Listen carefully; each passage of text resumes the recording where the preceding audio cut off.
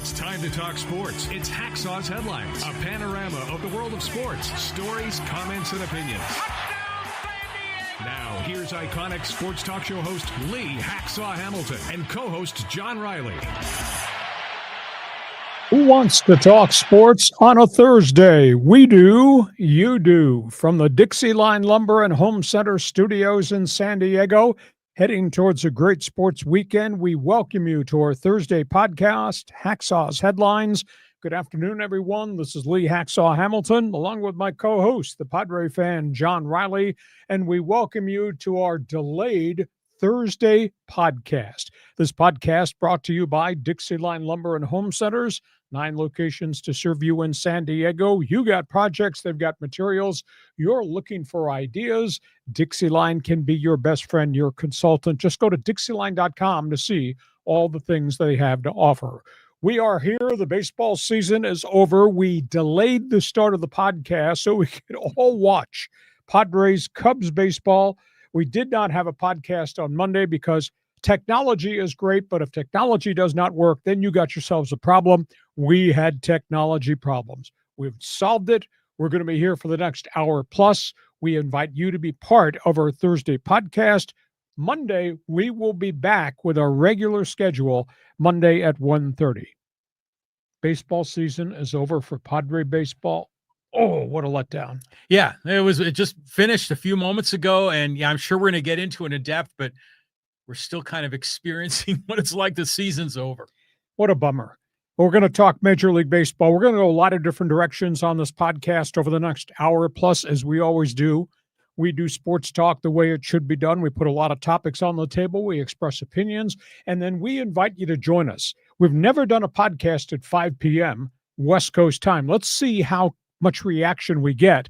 And I think the telltale point will be not just the viewers on live stream and they're starting to pour in, but also how many people join us at the end when you get the chance to take over the podcast. It's called Fans Forum. So, John, how does that work? Yeah, so reaction. You got a comment about the Padres or, what's going on in Major League Baseball, maybe the NFL or college football this week. Drop your take in the live chat on YouTube, on X, and on Facebook. I already see XX Revolution and Brian and Callan and Daniel all in the house. A couple of other reminders. I write about sports every day of the week. Have you ever checked my website? You really should. It's there first thing every morning. Just punch it up on the internet. LeeHacksawHamilton.com. You'll get the best 15 minutes in sports. You'll get my one man's opinion column. Want you to do that on a day-by-day basis. It's really comprehensive. If you love sports, be with me on social media. I want you to join the Twitter All-Star team on X. Just type in my name, Lee Hacksaw Hamilton. Hit the follow button. That way you'll get to participate in all of my Hacksaw mini polls on X. We want you to share. Tell everybody what we do Mondays and Thursdays on this podcast. Want you to subscribe. When you subscribe, especially on the YouTube channel, you will get the alerts every time we put new things up on the YouTube channel. We do that 5 to 7 to 10 different times during the course of the week. And of course, we also want you just to be involved. Tell everybody you can help us a great deal by giving us a thumbs up. Follow us. Give us a 5-star rating. It really helps you. John, we're ready. Topic 1 has to be what just happened at Wrigley Field. Topic 1 has to be the Padres. Topic 1 has to be the big picture of what we've just experienced, a roller coaster of a ride in Major League Baseball. Yeah, I mean, this has been a roller coaster season, a roller coaster series, and now it's vacation time for the Padres. Nice headline.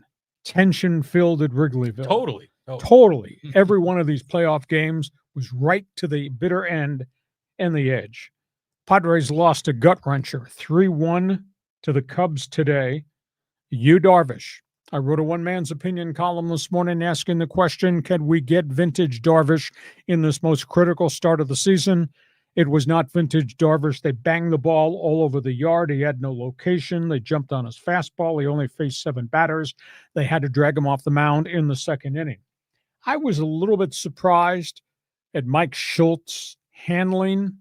Maybe some will feel mishandling of the bullpen because he went to the bullpen awful early in each of these games, and it just kind of stunned me. Started today with Jeremiah Estrada I really thought first guy out of the pen was going to be Michael King to give him length and give him innings. Might have been Randy Vasquez. Did not do that. And he used up his bullpen. He used up the currency in game 1 and game 2. Did not have enough currency really in game 3. And of course, Robert Suarez gives up a home run late in the game, which kind of hurt the whole process. King pitched very well, had 3 strikeouts in his lone inning. Suarez gave up the bomb. Estrada walked 1 run in, but for the most part hung in there through his 2 innings. I really thought Schultz totally came out of character with the use, or maybe it's misuse, of the bullpen in these 3 games. I mean, to go to Mason Miller as early as he did in game 1 and go to Miller and Morion as early as he did there and then use these guys 3 times, I didn't quite understand it. We'll also talk about who did not play well. The most expensive players on the roster did not hit at crunch time. Tatis 1 for 12 in the series. Arise 2 for 11 in the series. Machado 1 for 10 in the series, though he did have the big swing home run. Cronenworth 0 for 10. It really let them down. And the Cubs, 1 good game, 1 game in which they got blanked, came out hitting today. I made a note early this morning. If the Cubs were going to win this game, the guys who did not hit in the series, who hit during the year, had to hit. Happ, Tucker, Peter Crow Armstrong, Bush. They all did. They all had big hits today. And Pittsburgh had to burn through their bullpen to get the victory today. And it was pretty tense at Wrigley Field in the 9th inning because that bullpen was starting to come around and kind of get out of sorts. Wait, did you just say Pittsburgh? No. I think you got a crisscross in our conversation with Keller. Oh, Fred Keller. So at the end of the day, the Cubs bats got it done in game 3. The Padre bats did not hit at all during the course of the series. And that to me is really heartbreaking. So before I get into overall big picture analysis, give me your reaction. You were sitting there tension-filled too. Today's outcome, a 3-1 Cubs win over the Padres. This is like the whole game was, everything was going the Cubs' way. You know, they got the calls, they made the miraculous defensive plays, they got the clutch hits, and the Padres would never seem to get anything going. So in the end here, it's a disappointing end of the year. I don't really blame the pitching. We can second guess the way he used the bullpen, but the hitters really let us down. And how about the Cubs double play combination? Dansby Swanson had 5 huge defensive plays in the series. Yeah. And then Nico Horner snuffed out a rally with a leaping catch. Yes, exactly. Prevented the Padres from putting men on base and maybe getting something going. The Cubs really played well. Cubs had not played that well in this whole series, but in this game, it really came together. Yeah. Nico Horner. They were chanting his name. How disappointed are you in Tatis, Machado, Arise, and Jake?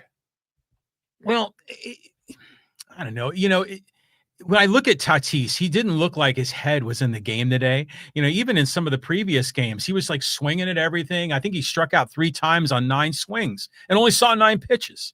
So I just wonder what's going on in his head. I know one of the guys in Padre Twitter who I really like, Mickey Koch, he was saying that he was questioning Tatis's approach at the plate.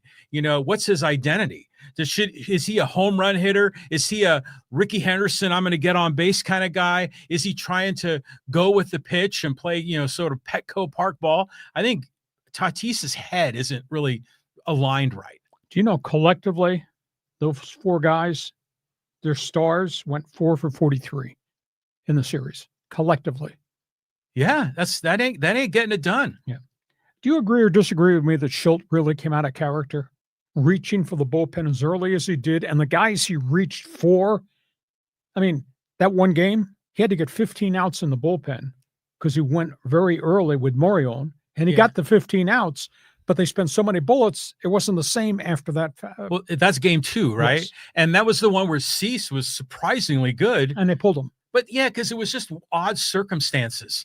and Cease seemed to be understanding the situation. But to me, this is postseason, all hands on deck. And I kind of wonder, if the analytics nerds for the Padres were feeding Schilt some information, like, why did you bring in Estrada, today as your number 2 guy when we all thought King was the piggyback? Or Vasquez, or both, because you needed length. Yeah, exactly. So, but I don't fault the pitching. I don't fault the pitching decisions. The blame is on the hitters. That's where the problem is. Okay. We're inviting Padre fans, baseball fans. You can dive in right now. Fans Forum chat box is open for business. We've given you some impressions, our impressions of what happened today. Padre season is over. All right, let me ask you this question, John Riley. In the big picture of things, how do you describe this season, aside from the generic term roller coaster? Mm-hmm. I projected when we came out of the Cactus League in spring training that they were going to win 87 games. They won 90. So I guess part of me says that's an accomplishment considering how messy the starting pitching was beyond Pivetta. 90 wins is 90 wins. However, against teams in the pennant race on the road, the Padres' composite record, 11-26. Oh, wow. Not good. No. So were they a really good team that won 90? Or were they a team that just beat up on the real crap teams? Because they surely didn't present much of a challenge against the upper echelon teams in the National League, especially on the road. And what was the difference? If this freaking series had been at Petco Park, they might have won it because of the emotion of the fans, the community, and how well they play at home. So I guess I asked the question, do you view this successful season, 90 wins, record 3.43 million fans? Do you view it as a missed opportunity because you didn't get home field advantage, which I think would have made a big difference? And in the bigger picture of things, host says window opportunity, World Series getting closer to closing. Might it have closed? Why? All these pitchers have health issues. Some of these pitchers have free agent contract issues. Keep that in mind. Is it underachievement? Was it a choke job? And here's the other question. We have now had 11 years of doing it the way A.J. Preller does it. And outside of the electricity at Petco Park, and outside of the one season where they beat the Dodgers in the playoffs, my lasting memory is disappointment. Failing in 21, failing in 23, choking in 24 against the Dodgers, and now this outcome here in 25. Now, at the end of the day, I am of the opinion A.J. Preller made baseball special downtown on the Gaslamp Quarter. But my other heart says it's been a disappointment. Across the board, despite the money spent, despite all the players traded away, we're going on vacation the first week of October. We haven't been to a World Series yet. So I've thrown my guts out here on the table. Give me your response to the big picture. Was it successful, 90 wins? Is it an underachievement because we're back where we were last year? They didn't get it done again. Did they choke not getting it done? Your reaction? I mean, for me as a fan, it's especially right now, man, that wound still hurts. It's raw. It's raw. So, yeah, of course I'm disappointed. I mean, this team has talent. This team has potentially multiple Hall of Fame players on the team. They should be doing a lot better. But, last year really hurt. Last year was a punch in the nose. This year was kind of like, this is so San Diego. It's struggle. Yeah. And it's just like, and I don't blame Preller. I mean, Preller is doing everything he can short of pulling rabbits out of his hat. He's the most aggressive GM in baseball. I don't necessarily blame him. It's just that some of our guys, they just don't have the magic dust, like when it comes to these high profile events. So, but if you want to talk about perspective and big picture, if you really step back, this is still a pretty solid era of Padre baseball, playoffs 4 of the last 6 years, 2 90-win seasons in a row. So there's a lot to be confident about. I'm proud of the team. I'm proud to be a Padre fan, but damn it, this is a San Diego sports curse bites us again. But at the end of the day, this will not be the same team next year because of all these guys who can walk as free agents, and the whole world knows agents take pitchers out into the free agent market across the board. Well, do you have the list of the free agents? I know. I don't have them off the top of my head. Cease. Yeah. King. Yeah. Suarez. Yeah. Arise. Yeah. That's pretty significant. Yeah. And there's a bunch of other guys that are on 1-year deals like Sheets and Iglesias. And yeah, we may be back to Fernando and Manny and like a bunch of minor leaguers. Okay. Those are our opinions. It's kind of raw in here tonight. How do you feel? How do you describe this? I mean, it's been a great era of Padre baseball, this quadrant, all these wins, the electricity at Petco Park, the all-time record crowds. By the way, they raised your prices 57% in 5 years. Well, And at least they're spending money on the product at least. have you been to World Series yet? So at the end of the day, you tell me, satisfied with the product? Did they underachieve again? Second year in a row. Last I checked, he and I have not yet been to a World Series game at Petco Park with this ownership group. Yeah. I just find it. Yeah. To me, what a letdown. That's all I can say.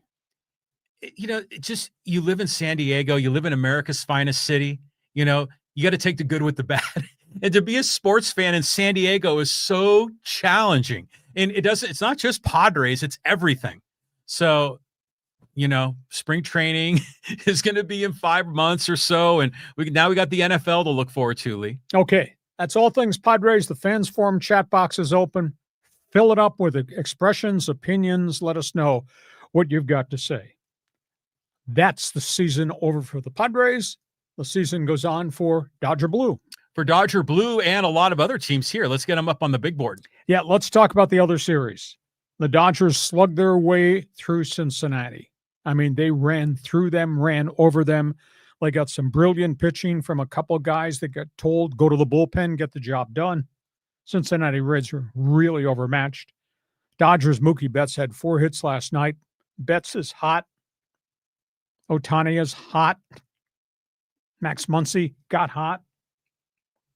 Pretty good ball club right now. Playing better baseball now than they played for a whole chunk of time. However, bullpen remains to be a disaster. However, Roki Sasaki will be the closer going to Philadelphia for the National League Divisional Series.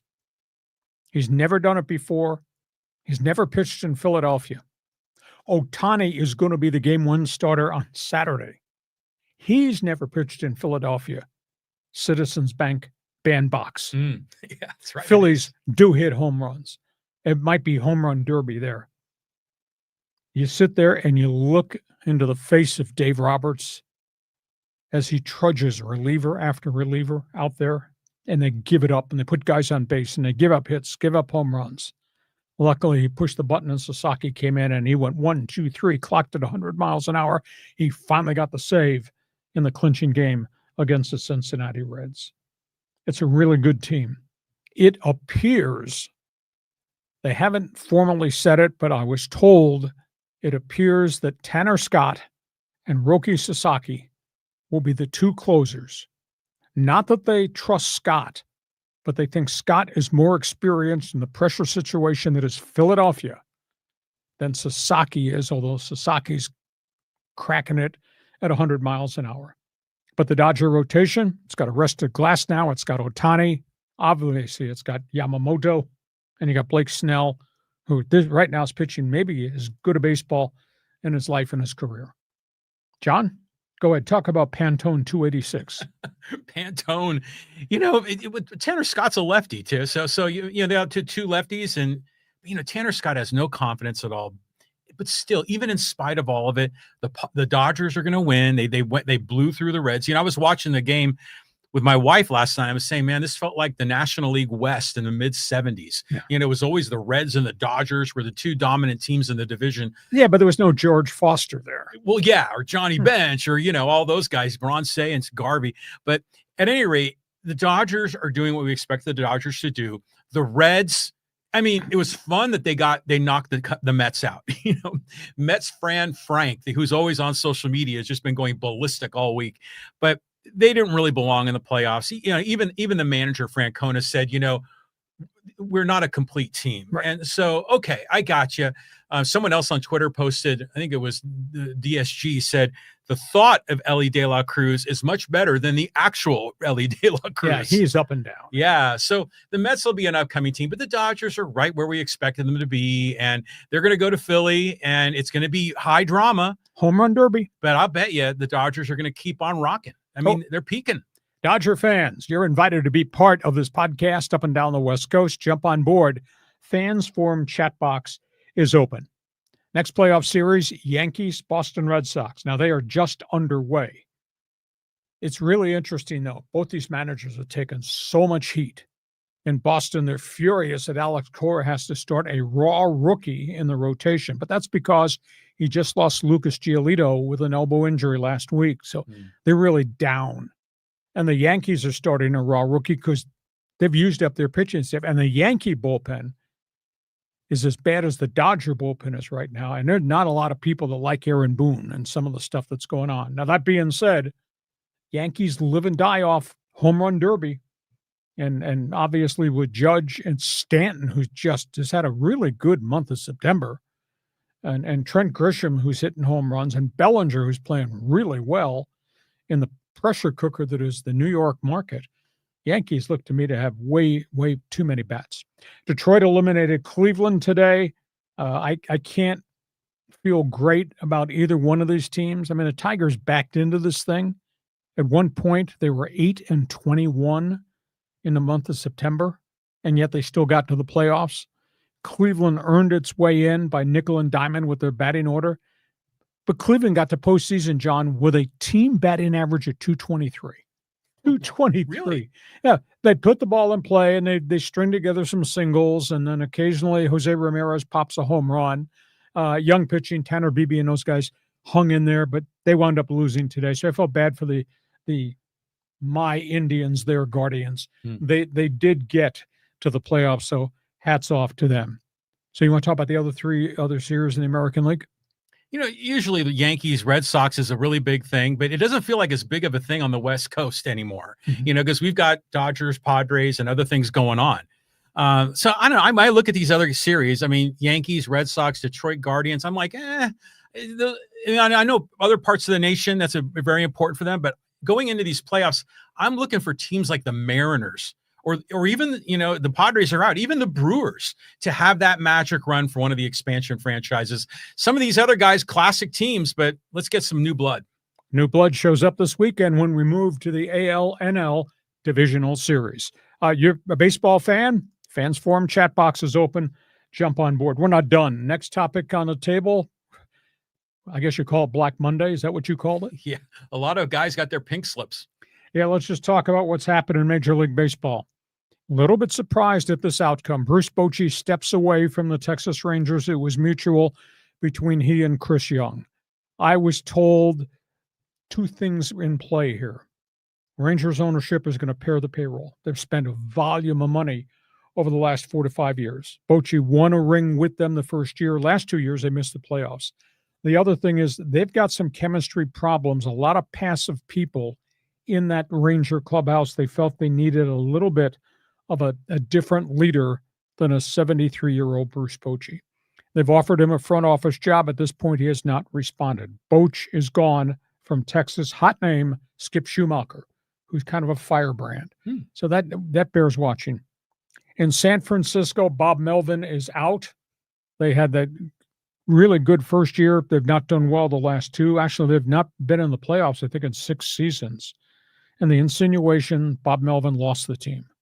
They went through 2 really horrid losing stretches where nobody stepped up and got the job done. They were 2-11 in one stretch, 3-13 in another, and completely fell out. Bob Melvin out. Buster Posey's going to conduct a search to go find a new manager. Rumor is he's going to reach outside the organization. I was told Schumacher could have an interview, might even have the job if he wants it. They're looking for a firebrand to replace Bob Melvin. Third one is what happened in Anaheim. This is kind of messy. They're kind of messy. There's a massive credibility problem with how they're doing their business at Angel Stadium. Ron Washington had an option to come back for a third year. They did not pick it up. He, of course, had done a nice job through a really rugged situation as they're trying to learn how to win with kids. The 99-loss season, they were playing almost 500 ball this year. He got very ill, quadruple heart bypass, very sick. They want a younger leader. What really bothers me, and I just don't understand this because I know this guy and I've interviewed this guy and I like this guy. Artie Moreno refused to meet with Ron Washington, and you're terminating him. You hired him and you're terminating him. I find that really disenchanting. Where are they going to go? Everybody's of the opinion around Major League Baseball they're going to hire Albert Pujols. Does not have a lot of experience. Is he a man of stature? Hell yes. Hall of Famer? Yeah, probably so. A man of great credentials, definitely.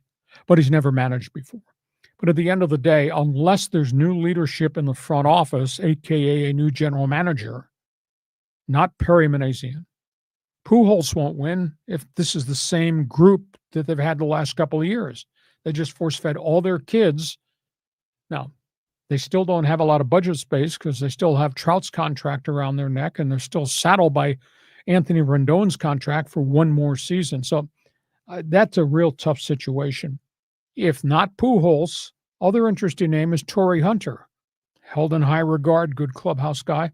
He's never managed anywhere. Never. So what are you doing here? What's the direction of the Angels? And from a credibility standpoint, you owned the team and you hired Ron Washington. You refused to meet with Ron Washington as you elect not to pick up the option. That to me looks really, really tacky. Minnesota, they fire Rocco Baldelli. Now, they won one playoff series in 7 years. He kind of brought some law and order, and they won early when he got there. But this is ownership that has traded their team away at the deadline August 1st and have been making statements about they're going to pare payroll. That looks like a hopeless situation in Minnesota because of the Pohlad family again. So Baldelli is out. Next one, Atlanta. Bit of a surprise. Brian Snitker decided to walk away. He's done a really great job. This year was tough. They never got out of spring training healthy. They had the horrid start. They came back and played really good baseball the final third of the season because they finally got Acuna, Michael Harris, all the injured guys back. They went through 71 players on the roster. They went through 40 pitchers this season in Atlanta. Holy crap. They lost the whole rotation. Yeah. Chris Sale. They had 5 different starting pitchers on the 68 DL. Wow. But Snitker woke up and said, I elect not to do this anymore. Now, he's really regarded highly. He'd been with the organization 49 years. He was a catcher in the minor leagues and a manager and then a coach, and then he scouted, and his record was 8-11 and 668. That's pretty impressive. But Brian Snitker is leaving the Atlanta Braves. In Colorado, they've removed the general manager, Bill Schmidt. They should remove the owner, but that won't happen. Bill Schmidt fired. His record as general manager, I've never seen anything like this, and I've been covering this a long time. 231 wins, 415 losses in Colorado. That's on Bill Schmidt's resume. That's like 33%. Bingo. Yeah. So the question is, don't hire from within. Don't keep doing the same thing again. Best GM candidate out there, and there's a whole bunch of Ivy League guys that have now become hireable. You know, Theo Epstein started all this. Mm-hmm. I'd hire Mike Rizzo. If I'm the Angels, I'd hire Mike Rizzo. If I'm Colorado, I'd hire Mike Rizzo. Been there, done that. Small budget, bigger budget, great drafting track record. So Colorado got to make a change. Pittsburgh, they're keeping Ben Cherington, the general manager. Unfortunately, they're keeping the owner too, Robert Nutting. Cherington's record is 363 and 504. Now, Pittsburgh stockpiled a lot of really good pitching because they've had such high draft picks. They think they might turn the corner, but it's never going to get any better in Pittsburgh or in Colorado or in Minnesota unless you're going to spend more resources to go into the market to buy veteran players to complement all the kids you have. And as we get ready for the next round of the baseball playoffs, there's the Mets. $340 million that did not work out well. Byproduct of injuries. I am not going to say, I told you so. But I told you so the week we broke spring training, coming out of the Grapefruit Circuit. Mm-hmm. My biggest concern was they don't have any pitching. 5 starters and their closer, all on the DL for extended periods of time. Pitching betrayed them, and it does not matter that Soto hit 43 home runs or the Polar Bear hit 270 with a bunch of bombs or what Lindor did. They just didn't have enough pitching out of the playoffs. How shocking is that? They're not making changes. David Stern stays as general manager. They're not making a managerial change. Mendoza comes back. But that being said, Mets have got to go find arms because it's obvious they got a really, really good lineup. They just don't have pitching. So that's where we are. You want to comment on who's no longer employed? Go ahead. There's a lot of interesting storylines there. This is always a brutal week, right after the season ends. Black Monday. In every sport. But I look at the Angels and I'm thinking, man, Pujols, that'd be kind of interesting as a manager, but what's your team identity? What's your philosophy, your strategy? What's the big picture? Who do you want to be? It's like they're guessing. The Dodgers, the Padres, say what you will about each team. They sort of have an identity. They kind of play ball a certain way. I don't know what the Angels are. And so you think that they would philosophically all get on the same place before they hire another manager. And by the way, not meeting with Ron Washington, when you dismiss him, it's like, that's weak. That's like breaking up with your girlfriend over a text message. That's just really soft. And I think that gives you an indication of Angels ownership, like you were talking about Pittsburgh ownership and all the other problems. So yeah, you need good ownership there. Artie needs to sell the team and let's hit the refresh button. I concur with you wholeheartedly. And your comment on Bochy, your comment on Melvin. I love Boch, man. Boch, just obviously we love him in San Diego. And, he was here from Poway, and good guy. And 4 World Series rings. That guy, I just can't wait for him to, hopefully he's a first ballot Hall of Famer. If he's not, he's going to be second or third, but hopefully he's a cinch. But he's 70, and what a nice way to go out because he had that relationship, with Chris Young, because of the days in the Padres. So it was probably like an elegant, kind of mutual sort of a parting of ways. I'm good with that. And then Melvin, a lot of Padre fans, especially on Padre Twitter, are like, see, we told you so. Melvin is not the Melvin that we all thought he was. So yeah, now Buster Posey's got to make some big decisions. Okay, that's all things baseball. We've done our job. We gave you opinions after we gave you the stories because we do sports talk the way it should be done. Jump into the rotation so we can get to you on Fans Forum when we're done. We're not done. We're going from baseball to all things NFL. Go ahead, John. NFL, and here we're going to talk all AFC West, bad injuries, and big games. Storylines around the National Football League. First of all, in the AFC West. They may be 3-1. They may have the star quarterback in Justin Herbert, but they are in trouble right now talking about the Chargers. They lost to the Giants. How the hell do you lose to the Giants? You are lucky that we had technological problems on Monday. We could not get the podcast on. I was going to lose my mind on the Monday podcast. I probably would have lost my job doing this podcast if I had been on the air Monday.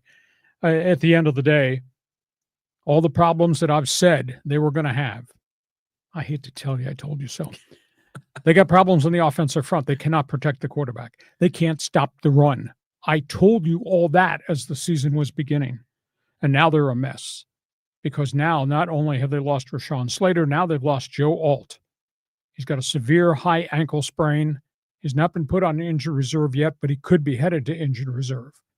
Zion Johnson may have had the worst game at left guard that I've seen him have in his entire young career. Quarterback sacks, missed blocks, pressures, just terrible. They're now on their third left tackle. Their third left tackle, who came from the Houston Texans, gave up 6 pressures and took a bad penalty. Their right guard isn't playing very well. The right tackle, Trey Pipkins, gave up 3 pressures and took multiple penalties too. And we're only week 5 of the season. And by the way, I kept asking and kept saying, defensive tackle, I think they got problems. Cam Scatterboo, And those giant running backs on the 0-3 Giants ran for 179 against the Chargers at the Meadowlands. They've just got massive problems. Have they got wide receivers? Yes. Those top 3 wide receivers have combined now for 31 catches. Hell yeah. But they can't protect the quarterback. Justin Herbert's been sacked 12 times already. He's been hit 47 times. He's going to wind up in the hospital. Omani Hampton, very impressive. Power back. Tell you what, he gets hit in the backfield and he lays people out in the backfield so he can run for 5 or 8. And he's had a couple big runs too. That's all on him. He's got no help. Chargers has got some significant player personnel problems right now. And unfortunately, injuries are part of the game. I was of the opinion that Joe Ortiz had done a really good job back-to-back drafts, but now you've lost all these people. So that Bolts have got problems. Washington comes to town.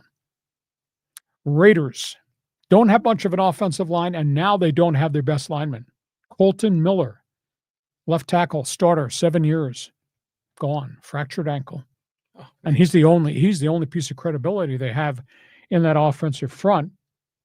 Ashton Genty had 139 yards rushing and finally a breakout game, had a couple of big runs along the way.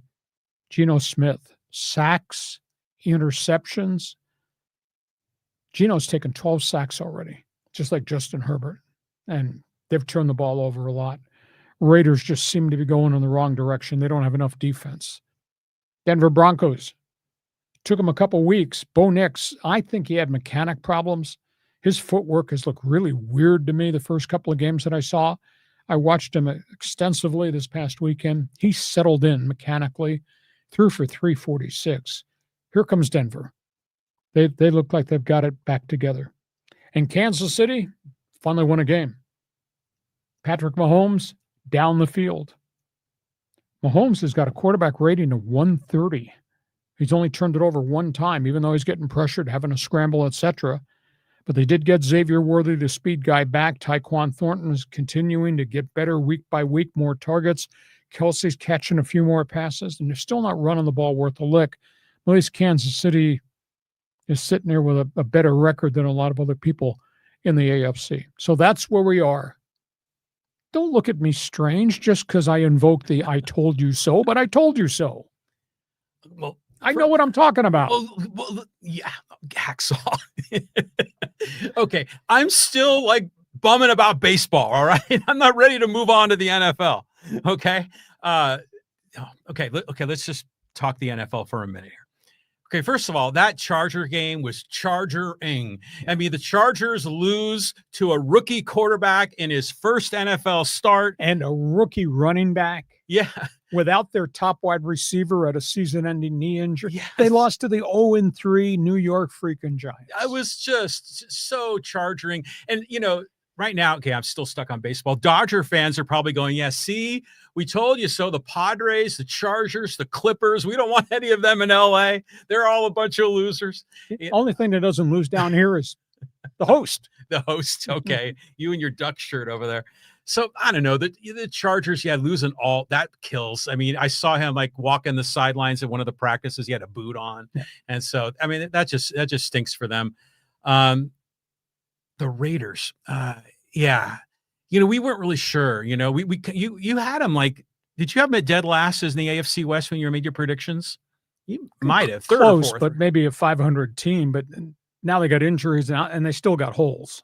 They still got holes, yeah. So and now they don't have Colton Miller. Yeah, I mean, so you know the Raiders are going sideways. The Broncos do look kind of interesting this year, and then it's weird when Mahomes and Lamar Jackson were both 1-2 and they were playing each other, you know. But it just goes to show you there, and that the Chiefs beating the Ravens in that game. The Ravens defense, man, it ain't what it used to be. Injuries, a lot of them. Okay, that's the latest in the AFC West. Football fan, you. Go ahead, take a cheap shot. We won't throw a 15-yard penalty flag on you, but just barge in here and get on the fans forum chat box if you like teams in the AFC West. Last segment about the NFL Notebook. Go ahead, John. Okay, the NFL Notebook and the body bag report. What do you got, Lee? Miami, this is catastrophic. Tyreek Hill, dislocated kneecap, tore 2 knee ligaments. Emergency surgery, gone for the year. It was a fluke injury, the way he got tackled on the sidelines. He's got so many personal problems, and now he's got a professional problem. You don't come back from dislocated kneecaps and 2 torn ligaments. Luckily, he did not damage nerves. He did not damage an artery. When you have dislocated kneecaps, that could lead to artery problems, which is life-threatening. They got in there real quick and did the surgery. They found all the other stuff intact, but this is a significant injury. Miami they're dead from a roster standpoint. Baltimore, you talked about, can't believe what you're seeing. They got 7 of their 11 defensive starters are out with injuries. Wow. Virtually the whole defensive line. Now they're losing them on the back end. They just lost Marlon Humphrey. He's re-injured a calf. They just can't stay on the field. Lamar Jackson's hurt. He's got a hamstring injury, and they think it might not be just this Sunday. It might be a little bit farther than that. So Baltimore, which historically has not had a lot of injury problems, Baltimore's really gone through a terrible siege first month of the season. In Cincinnati, I don't know if you saw the Bengal-Bronco game. Oh, my God. What a lopsided affair that was. Meltdown on the sidelines between Jamar Chase and the head coach, Zach Taylor. They got killed. In the last 2 games, they've been outscored 76-13. Their defense has given up 864 yards in the last 2 losses. This is all an aftermath of not just Joe Burrow getting hurt, but them not having enough players on either side of the football. Offensive line's terrible. Defense can't stop anybody. Hell, they might win 2 games this season if Burrow does not come back, and that's one of the rumblings out there that he might not come back. Cleveland, quarterback change. Hey, Joe Flacco sits. Did not play well. Doesn't have anybody around him. Did not play well. Dylan Gabriel is going to start the game against Minnesota in London. Early game on Sunday. Cool. So he will make his NFL start. Flacco's numbers were god-awful. He just got progressively worse every Sunday. And again, that's a byproduct of having no running game. His tackles are poor. 2 touchdowns, 6 interceptions, a fumble, 9 sacks, 58% completion rating, and his quarterback rating was 60. Hey. I mean, if you're not 90 in your quarterback rating, you're playing really poorly, and his was 60. So, Dylan Gabriel, it's your job. We'll see if he's the future. There's also a segment there kind of pushing Shedeur Sanders, the coaching press conference. Kevin Stefanski's really kind of rugged because they just want to know, you're going to elevate this guy to be the backup. Why aren't you giving him more snaps now that you're playing Dylan Gabriel? Don't you think Sanders deserves more snaps? We're not going back to Joe Flacco, are we? Kevin Stefanski's just taking so much heat in Cleveland right now about how they're handling this, what they should. Gabriel deserves it because he played much better in preseason. He's got a lot more experience than Shedeur Sanders has. So I got friends in Cleveland that are just losing their mind. A, because the Cleveland Guardians got beat, but because Browns football. We got to go through a whole fall with this. By the way, speaking of going through this, Tennessee is 0-4. Brian Callahan might not get to the middle of the season as head coach. That's a rumbling that they're just making no progress. And they got Cam Ward, the number 1 pick in the draft, and it's not gone well. He threw for 107 yards this past weekend in Tennessee. Tennessee offensively, where everybody moves the football, John, Tennessee's averaging 210 yards a game with Cam Ward at quarterback. I just don't have a lot of players not stopping anybody either. And then there's Dallas. I'll tell you, that was one of the really entertaining Monday night games I think I've ever seen, the 40-40 tie with Green Bay. Oh, yeah, that was interesting. Up and down the field, and it went to overtime and all that. And when they got done, the Cowboys are moving the football on everybody with all their wide receivers and their running backs, and Dak Prescott's having a hell of a year. They can't stop anybody. They gave up 486 yards to Green Bay on the Monday night game. Jordan Love threw for 337. Dak, he's got CeeDee Lamb when he gets back healthy. George Pickens just playing out of his mind. He never played like this in Pittsburgh. He's got to stay disciplined and continue to grow, but there's no doubt that he's a great athlete. So that's fascinating to see where that's going to go. All right, your turn. Solve all these problems. Would you got spare time on your hands? There's no more baseball to talk about. Go ahead. That Tyreek Hill injury. I mean, when he was tackled out of bounds, it looked like his calf rotated 90 degrees while his knee and his thigh remained stable. Like his foot was pointing off to the side. Yeah. And I was like, ooh, that doesn't look good. Gruesome. Yeah, I mean, it's like almost like, the Joe Theismann injury, or, who was the other guy? Alex Smith, when they get hurt. So you kind of cringe when that one happened. And they don't like to show it very often either on TV. Oh, I'm sure. Yeah, I'm sure. The Browns thing, Stefanski is probably going, damn it, Deion Sanders, why did you come into my life, But they're doing the right thing. Dylan Gabriel earned that spot to be the number 2. A lot of experience. He really does. And he's steady, and he did look really good in the preseason. He deserves the opportunity, especially with other rookie quarterbacks getting theirs. And yeah, move Shador into the number 2 hole. It's not like, Browns have playoff aspirations this year. Put Shador in the number 2 hole. Flacco is kind of like your George Blanda. He'll be the old guy that can back him up.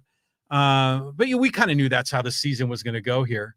And that Cowboys-Packers game, or excuse me, Cowboys-Seahawks game. No, Cowboys-Packers. It was a Packers. Monday night. Okay, pardon me. I'm getting it confused with another game. But that was entertaining. And did you notice, like, at the very end of overtime, Jordan Love almost ran out of time to kick that tying field goal. And I was like, oh, my God, there was only 1 second left. Yeah. It was a hell of a game offensively. And the quarterbacks were getting chased all over the place. I mean, a ton of sacks along the way. Okay, that's all things NFL. If you got an opinion about any of those storylines, feel free to join us. This podcast, as we get to halftime, brought to you by Dixieline Lumber and Home Centers, 9 locations to serve you in San Diego. John, Dixieline serves everybody, from the contractors to the homeowners. Yes. Anybody interested in doing renovation in your home?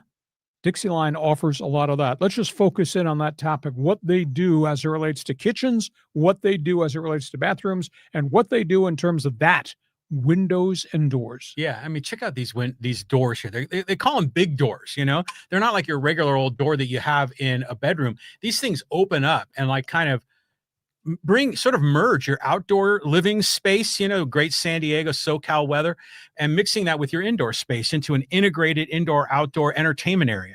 And those windows are just fantastic. And they, like this picture here, they slide like right into the wall. They like disappear into the wall, so, and they've got all kinds of different configurations. My wife and I, we were at a restaurant over the weekend over off of Arrow Drive in San Diego, and they had similar kind of doors there.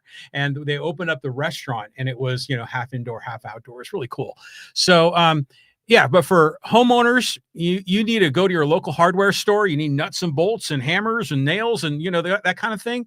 Dixieline's got it. If you want to remodel your kitchen, your bath, your outdoor decking, maybe you want to do doors and windows, Dixieline's got it. If you're a builder or contractor, they got the lumber, the building materials, bags of concrete, strong guys that'll load your truck. They'll take care of you at Dixieline Lumber. Just go to Dixieline.com. When you're thinking projects, might not think about it tomorrow, but maybe 3 months from now, think Dixieline. This podcast brought to you by Dixieline Lumber. Fix it, build it, you'll enjoy it for 2025 going to 26. Dixieline Lumber. Just a couple of program reminders. When we're done, because we do sports talk the way it should be done, topics and opinions, you get the chance to join us. For all the new people on the live stream, this thing's blowing up, starting us at 5 o'clock tonight, coming out of baseball. John, just explain to everybody how the Fans Forum works. Well, some of these Dodger fans have figured out how Fans Forum works. They're piling in, smacking the Padres. So we're going to get to all you guys. You'll get your chance to be on stage in Hacksaw's podcast. But if you want to slip in another comment or question, go for it.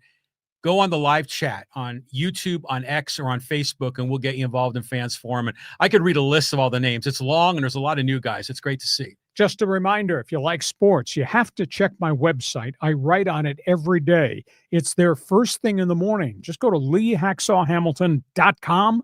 You get to read the best 15 minutes in sports. You won't find the amount of information I write about every day. And my one man's opinion column. Want you to check the website. In addition, want you to join Hacksaw's Insiders Group. You'll get on our special email list. We send out 2 emails a day to the Insiders Group. You can register right on the homepage on my website. We want you to join me on social media. Type in my name on X, Lee Hacksaw Hamilton. Hit the follow button. You get the chance to participate in all of Hacksaw's mini polls. Want you to share. Tell everybody what we do Mondays and Thursdays at 1:30 normally. Want you to subscribe. When you subscribe, you'll get the alerts every time we put up additional videos. We do that a lot every week on the YouTube channel. And you can really help us a great deal by following us, by giving us a thumbs up, giving us a 5-star rating along the way. Okay, we've covered all things baseball. We're going to get to that in Fans Forum. We just marched through a lot of stories in the NFL. We're going to talk some college football here briefly. Go ahead, John. Before we do, I just want to say this. Dude, you're everywhere, on the internet, on all the social media platforms and doing great. I mean, you're building large followings. But I got to believe in your position, in your career, you not only have seen sports evolve, but the technology that goes with sports evolve. I mean, take me back to when you first got in the business. What, quote, technology were you using? I would interview you, and we might edit out the pieces of the interview that was too long or whatever. Mm-hmm. You do it with a razor blade. Oh, wow. Yeah, and a magic marker. Okay, so like kind of on those reel-to-reel tapes? Exactly. Okay. Yeah, and I still got a few of those tapes stored in my garage. Okay. So that was the beginning. Now everything, because of technology, is hit this button, boom, it's gone. Edit this, move it here through the computer, boom, it's right there. It's all beyond me. Mm-hmm. So I'm sorry, with apologies. I'm still bleeping brilliant, but I'm still old school. You just got to be put behind a microphone with a 77,000 watt signal, blowtorch from Baja to the Canadian Rockies. Technology is great, but you can't replace talent with technology. Am I right or am I right? Yeah, you're right. You're right. Yeah. I win again. Okay. Yeah. You win again. Okay. Give that man a pink bunny.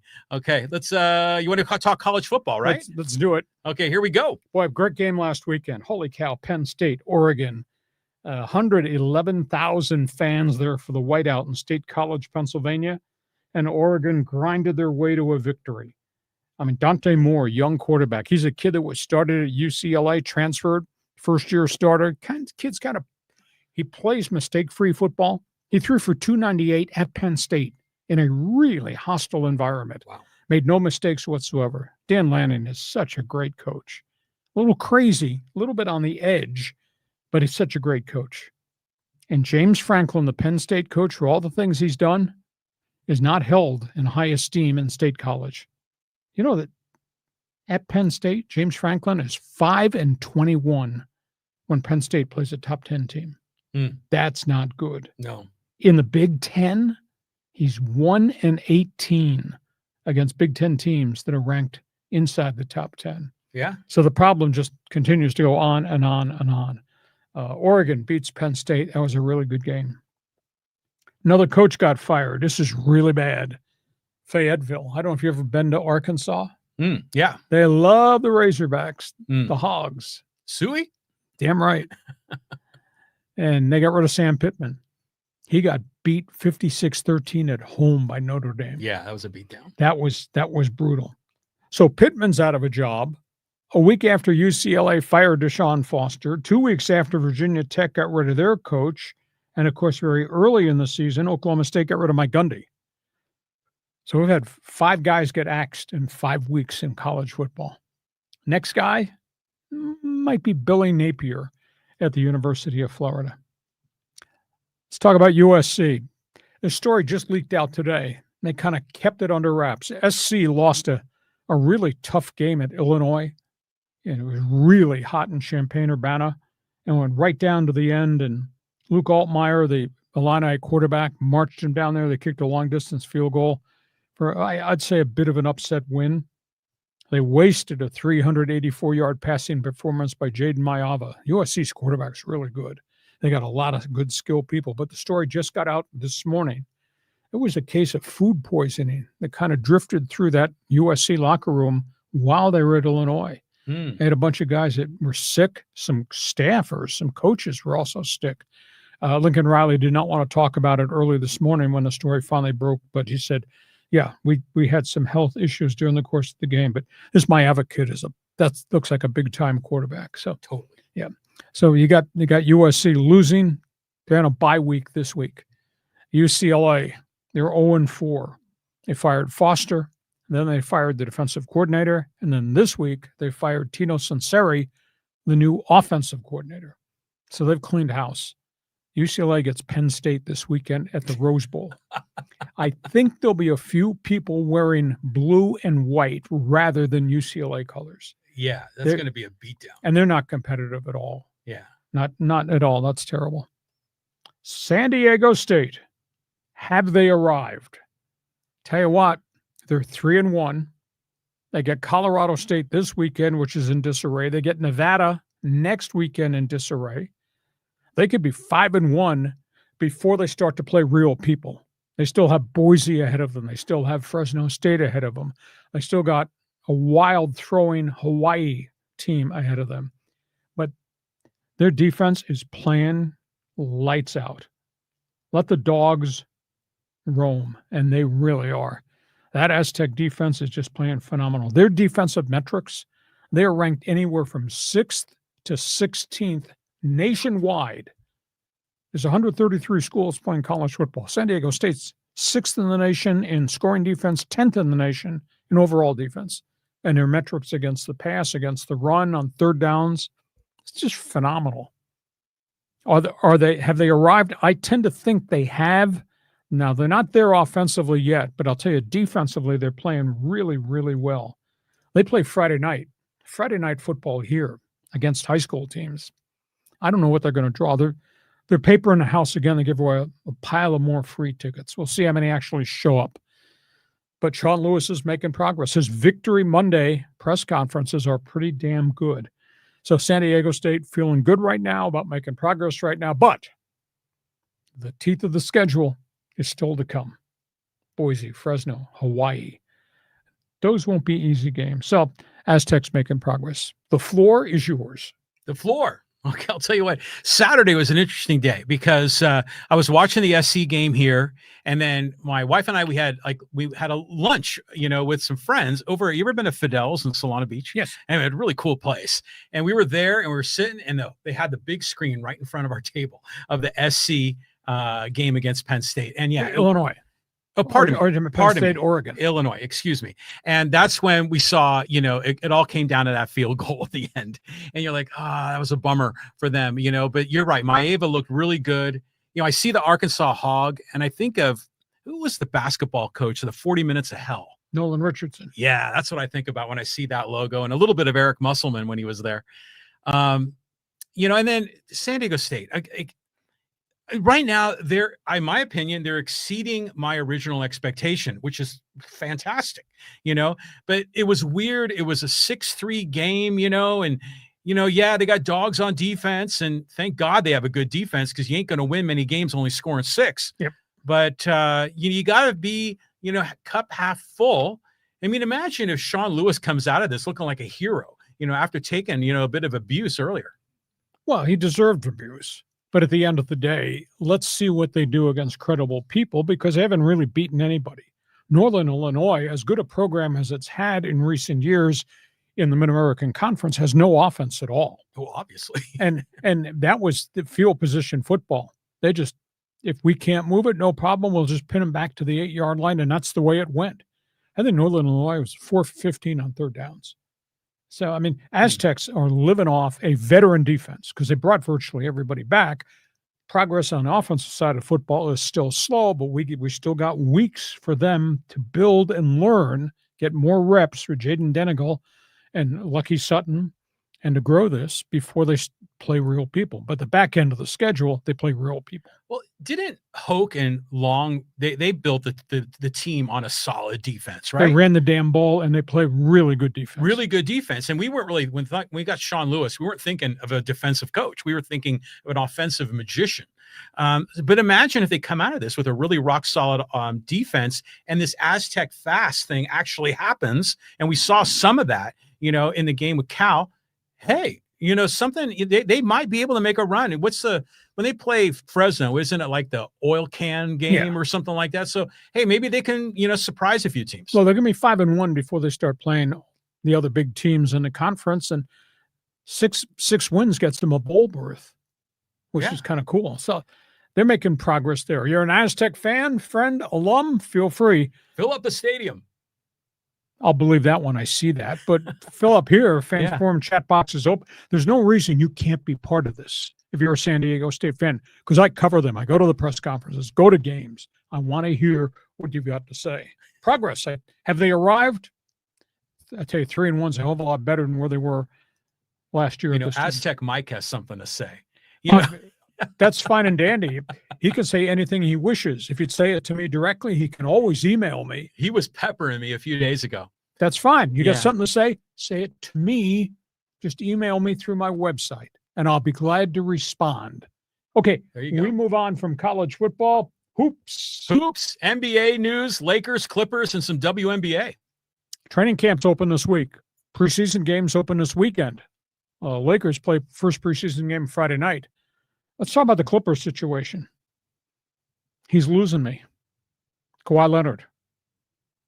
We knew, the Clippers knew, media day would occur, and he would be asked. So Kawhi Leonard was asked 2 questions about the NBA investigation, and he sat there in rather condescending fashion. He's losing me as a fan. He just mumbled with stuff you could not decipher, and then he got into denial mode. And then the Clippers interjected, and they have now proceeded to piss off all the national media, which was not allowed to ask questions of Kawhi Leonard. They would not recognize any of the other national reporters after the first 2 questions were about it, and then Kawhi got up and left. You think the story's going to go away because you don't want to talk about it? No. He's starting to lose his credibility with the way he's conducted his business. You know, he said, I'm not involved. I'm not going to answer any questions to give you conspiracy journalists clickbait. Well, the NCAA does not view this as clickbait stuff. That's why they got this national law firm that's doing this investigation. So I'm really disappointed. Now I also find out his agent, his true agent, Mitch Frankel. Not the uncle? Well, the uncle obviously runs Kawhi's life, but Mitch Frankel was making derogatory calls, texts, and emails to that company wanting to know where that money was. It was supposed to be paid to Kawhi. Well, yeah. So this goes deeper and deeper. But he mumbled, and then he got up and he walked out. And then the Clippers have really offended the national media. The national media is not turned on Steve Ballmer, but they're turned on the organization. Tough story. Lakers, LeBron, totally healthy for the most part. Says he's not yet decided what he's going to do next year. Says he is amped to play with Luka, totally healthy. Luka looks like he's lost like 21 pounds. Unbelievable shape. Austin Reeves talking about what he thinks DeAndre Ayton is going to bring defensively as a rim protector, and the fact that they got a defender in Marcus Smart who's got a lot of history, and this young 3-point shooter who's also a defender in LaRavia. Lakers think they're going to be a much better team, and they think obviously with the addition of Ayton, the ex-Sun, former Trailblazer, that's going to help them a great deal. This story is exploding nationally. We're talking about the war of words in the NBA involving the commissioner, Kathy Engelbert, and Caitlin Clark and other star players in the WNBA. As teams held their exit interviews and press conferences this week, players in Minnesota, players in LA, players in New England went off on the commissioner. Why? Because they don't think the commissioner has any right to make comments like this. Caitlin Clark should get on her knees and be thankful she has a WNBA platform to make the kind of endorsement money she's making. And it's just exploded. The players have just absolutely lost their mind about what this commissioner said about Caitlin Clark and other players. And the press conferences this week just vicious, taken off like a wildfire about how the commissioner speaking this way about the product on the floor, the people come to see the players. They don't come to see the commissioner of the league.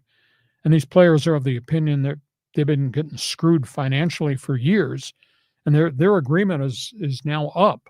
Sophie Cunningham said today in Indiana in their exit interview, we may not play because of the way we're being treated by the commissioner and how these collective bargaining talks with the union have absolutely stalled.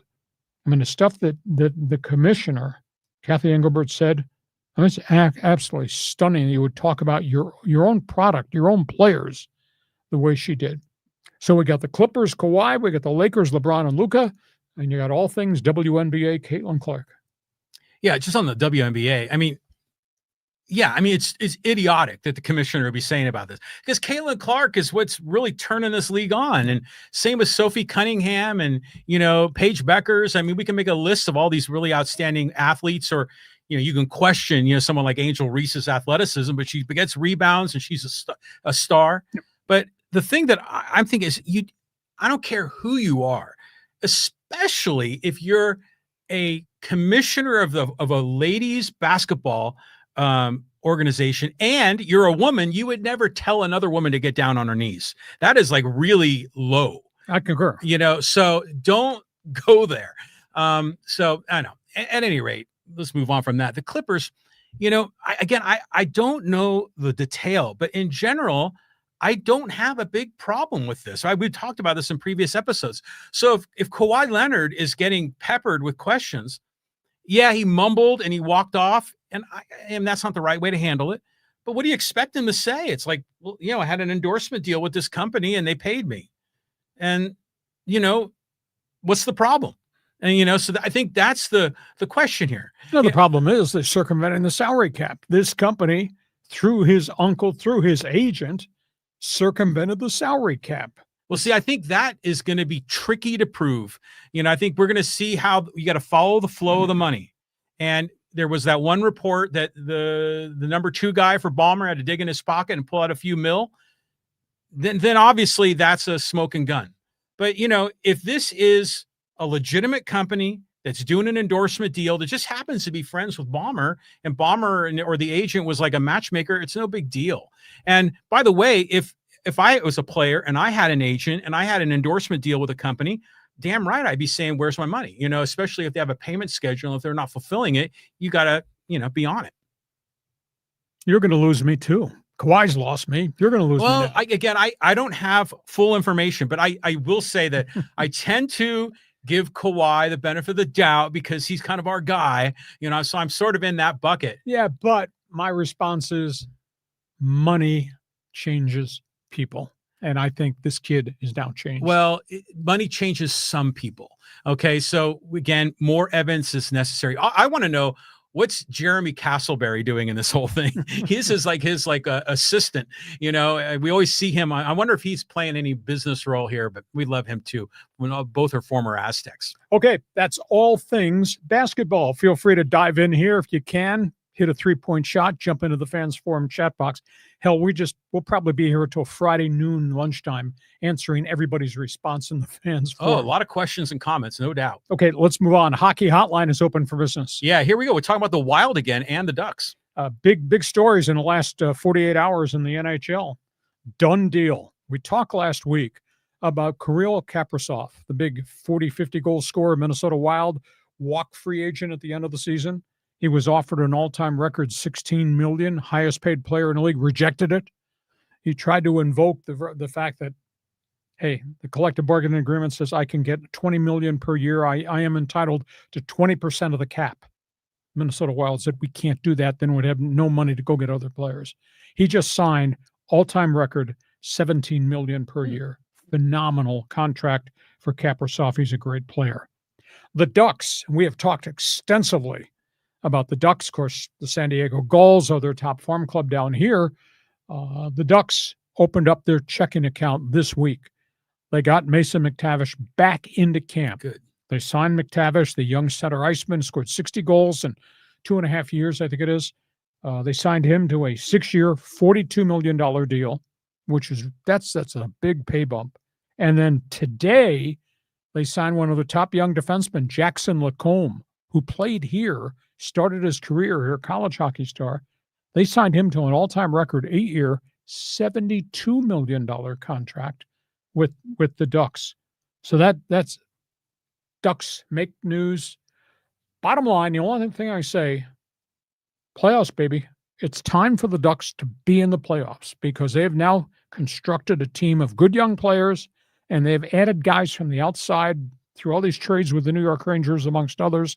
It's time for this team to be in the NHL postseason. I think they're going to be knocking at the door, but they got the kids signed, and that's huge. Well, they got the new coach too, right? Yes. Joe Kenville. Yeah. So, they've got all the pieces. So hopefully they can make that next leap forward. But in this case, the player for the Wild, Notice he was offered 16 mil. He asked for 20 and he ended up with 17.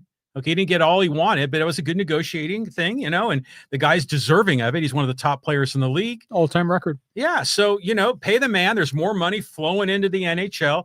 The NHL, what you had said, they get 53% goes to the payroll. So, yeah, he deserves it. It was his time. Contract was up. Go for it, man. Next week, we'll probably have the Edmonton Oilers logo up there because we still have to figure out what Connor McDavid's going to be paid. Okay, that'll be a good one. He'll probably be north of 17. Yeah, that's gonna how it goes. And frankly, he's more deserving, don't you think? I concur with you. Okay, last topic on the table. Oh, get ready for this one. Yeah, the Ryder Cup, man. That was a rowdy event. Great phrase. Ugly Americans. That's what's being discussed globally about what happened at Bethpage Black. I mean, it was a tremendous finish. The Europeans were running away. The Europeans totally dominated in alternate ball and best ball on Friday and Saturday. The Americans were in such a massive hole, it was ridiculous. And then the Americans came back when it was singles play, guys on guys, and they won. They won 5 matches on Sunday on the final day, and they halved a bunch of the other ones. Bryson DeChambeau, get about this. He was down 5 holes in singles play on Sunday. He came back and earned a tie. Wow. That's really amazing. You and I are playing. So somebody wins the first hole, or we have it. Somebody wins the second hole. He was down 5 holes. He's down 5-0, and he came back and split. That's remarkable. It really is. Other guys did not do well. I don't understand the psyche.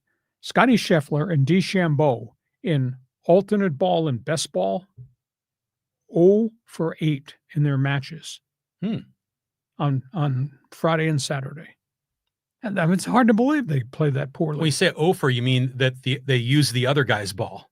Yeah, but they didn't win any of the matches they were in. They didn't even win. Okay, yeah. And some comfort zone like alternate shot or best ball. Scheffler doesn't feel comfortable playing whatever the shot that his teammate put into the rough. It's really strange considering how great Scheffler is. Luckily, J.J. Spawn played very well. Xander Schauffele really bounced back. He played really well. So we got all that. And then we got all this. The abuse that the American drunks at Bethpage Black heaped on the European players was really brutal. F-bombs. Golf was a gentleman's game. When you're getting ready to hit off the tee, silence. Not there. You're getting hit off the tee. Guys are hooting, hollering. Rory, you want a beer? As he's in the backswing. Taking cell phone pictures, click, click, as guys are lining up to putt. And then as they got towards the end on Sunday, it really got rowdy. Throwing beer as these guys are walking up the fairway. Yeah. McElroy's wife got hit with beer. Yeah. I mean, it was really disgraceful. PGA of America's got now they got a real problem on their hands because people are really upset. The Europeans are upset. The American golfers are upset because that's not us. And then McElroy just cleaned them out this week at a press conference nationally. He said this is not the standard that the PGA should allow to happen. So I'll be interested to see where this thing goes. TV ratings faltered badly. Maybe because Friday, Saturday, it was like a blowout. Yeah. The Euros were owning it. So nobody said, I'm not watching this Sunday because there's no chance to win. Yeah. But the TV ratings were 3.3 million. They're competing with the NFL. Yeah, exactly. It's the lowest I've had in 25 years. Yeah. So that was not good. TV ratings in Europe, 5 million. I believe it. In England, they were going crazy. Yeah, they were loving it. So good headline. Ugly American. Why would the PGA of America even allow this atmosphere to exist? I know you brought up a week ago Scottsdale. Yeah. And how rowdy that has become. It's kind of become a party event. But this was so far over the line. It was terrible. That's what I was wondering. Is this just belligerent New Yorkers just being belligerent New Yorkers? Or was it a strategy by the tournament officials that they were going to let the fans, you know, not that we weren't going to reprimand them, you know. So, but you know, have you ever heard? This is like a tangent. Have you ever heard the thing about Tommy Lasorda when he talked about golf? And he's like, these guys, you got to put a ball on a tee, and everyone needs to be quiet. And then he's going to take a few practice swings. You got to be quiet. And then he hits the ball and everyone kind of claps. He goes, you get into Dodger Stadium. There's a guy throwing 100 miles an hour at your head. There's 60,000 people yelling and screaming, throwing F-bombs, and he's got to hit the ball. So this hoity-toity golf thing is just stupid. It's stupid, you know, and I like it. It's entertaining me. Now, granted, the American guys, they did cross the line. They went over the line, but I know I'd like to the whole Scottsdale thing. And when they have that stadium, you know, around the hole and everyone's having a fun time, you know, good on them. But this was a disappointing tournament. This was way over the line. And it, you know, we won't go there, but it did delve into like political stuff too, you know, US, Europe and all that. So there was just a lot on the line here. And there's a lot of people that had something to say. You got to drink Schlitz malt liquor, don't you, on Sunday? That's why that happened. Okay, those are hot topics on the table. We've done our job. We do sports talk the way it should be done. Topics and then our opinions on the topics. Now it's your turn to take this podcast over. Podcast brought to you by Dixieline Lumber and Home Centers. 9 locations to serve you in San Diego. You got projects, they got materials. You want ideas, go to Dixieline.com, see all the things they have to offer. John, I bet there's a few people got a few opinions here. Here comes Fans Forum. Ready, set, go. Okay, let's go to David. Again, you give us a couple of bucks, you go to the top of the line. David said, Manny Machado showed us who he really is, making obscene gestures to fans. What a clown. I don't want to hear from Manny because Manny used the phrase to me, look at the back of my baseball card. Do you know that Manny went into this playoff series? His career record in postseason was 215 batting average. And then he went 1 for 11 in this series. Now, granted, he did have the one big swing and the game-winning home run. But this guy's not a postseason player. So that's where we are. The accolades nationally are just unbelievable. I mean, you sit there. I have a different perspective of Manny because I've dealt with him face to face. And in that clubhouse. Is he a gamer? Is he a baller? Hell yes. He's got a lot of talent? Yes. But do you win with Manny? I don't know. Postseason, Manny's never won anything. So his batting average now in postseason is probably like 211. David and I probably agree to a degree on Manny. But Manny, don't look at me and say, look at the back of my baseball card, because yeah, I've seen it. 21 failure, 23 failure. What happened in 24 in the World Playoffs against the Dodgers, and now what's happening in 25 when they needed you the most, you went 1 for 11. All right, that's my opinion. Yours? He's the villain, you know. He's always the villain. I mean, in Chicago, now up third baseman Manny Machado, boo! It's like just overwhelming, you know. And then the fans in Milwaukee hate him because he spiked. Remember, he spiked their first baseman when he was playing for the Dodgers in the playoffs. And I know Red Sox fans hate him because what he did to. Who was that little second baseman he ran into there at one time? So he's got a rep, but imagine you're in his shoes. I mean, you're going into Chicago and everybody is just hating on you, you know, and you just lost and you're feeling kind of raw, you know, and he's going to react a little bit. But generally, he's been pretty good, you know, pretty well behaved for the most part. I think he gets way more crap than he deserves. I think he's definitely a Hall of Famer, especially if he's going to have another 5 or 6 years left in his career. Is Manny a leader? You know, I think he is, but he's not like a rah-rah cheerleader leader. You know, he's like a lead by example guy. He's like a tough guy leader. And so well, you're right. I mean, he went 1 for 11 in this series and the hitting was crap. The pitching was fine, but he bears responsibility for that. And really, I'm really disappointed in guys like Tatis and Cronenworth came in at a big clutch moment today too. So there's a lot of guys that need to look in the mirror. They're going to it'll be an interesting off season, especially to your point. The roster is going to get flipped on its head. Don't tell me to look at the back of your baseball card because I've seen a lot of this in postseason, end of season, most important times of the season, and I don't see great Machado productivity. David, thank you for joining us. Let's see what somebody else has got to say about this. Go ahead, John. Okay, now here comes some Dodger fans. This is a mild one, though. He goes, this is from Hector. Hi, Lee. I'm so glad I don't have to try to use John's home address to try to buy playoff tickets this year in San Diego. Go Dodgers. Dodgers are playing really well right now, with the exception of your bullpen. The look on Dave Roberts' face sitting in the dugout game after game after game. My God, do I dare give it to Trinan? I'm going to trust Tanner Scott? What the hell's happened to Vessier? He put Emmett Sheehan in there. He couldn't find home plate. Now, luckily, Roki Sasaki, he just walked out on the mound and he just threw heat. He was over 100 miles an hour, 1, 2, 3. So now they go to Philadelphia. Tough place to pitch. I'll be intrigued, though, in all honesty, Hector. Ohtani's never pitched in Philadelphia, and that's a tight bandbox stadium, and they hit a lot of home runs in Philly. And Sasaki's never been in that environment. Talk about hostile. That's Philadelphia. Oh, yeah. I mean, the Philly fans are going to be all over these guys. But you know what? It's just like I said, everything's going to work out fine for the Dodgers. It's going to be a great series. Yeah, it'll be a Phillies-Dodgers will be fantastic. And, you know, again, Roki Sasaki, the Manhattan Project, is actually doing what we all thought he was going to do. But I saw these pitching overlays, you know, John Boy and these other guys, they show him throwing a fastball and a slider, and then they superimpose the two videos on top of each other. They look the same pitch. It looks like the same pitch, same arm slot, same everything, and one ball goes this way, another ball goes that way. Yeah. And so, you know, thank God for Roki Sasaki, or they'd be in a hell of a hurt. Well, he's only done it one time, but still, he was doing it nicely in the minor leagues. So they've got something, because Tanner Scott, if he gets in the game, he's going to be like looking over his shoulder the whole time. And this is a veteran who's had a world of experience, but he's not locating his pitches anymore. Well, he has no confidence. You know, he said baseball hates me right now. He said that like a month ago, and it still hates him.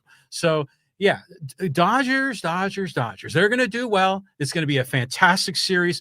You know, Kyle Schwarber and Bryce Harper and all these big hitters off of the Dodger pitching. We're going to see what they can do. Okay. Phillies Dodgers, it'll be fun. Cubs Milwaukee is going to be like a family feud.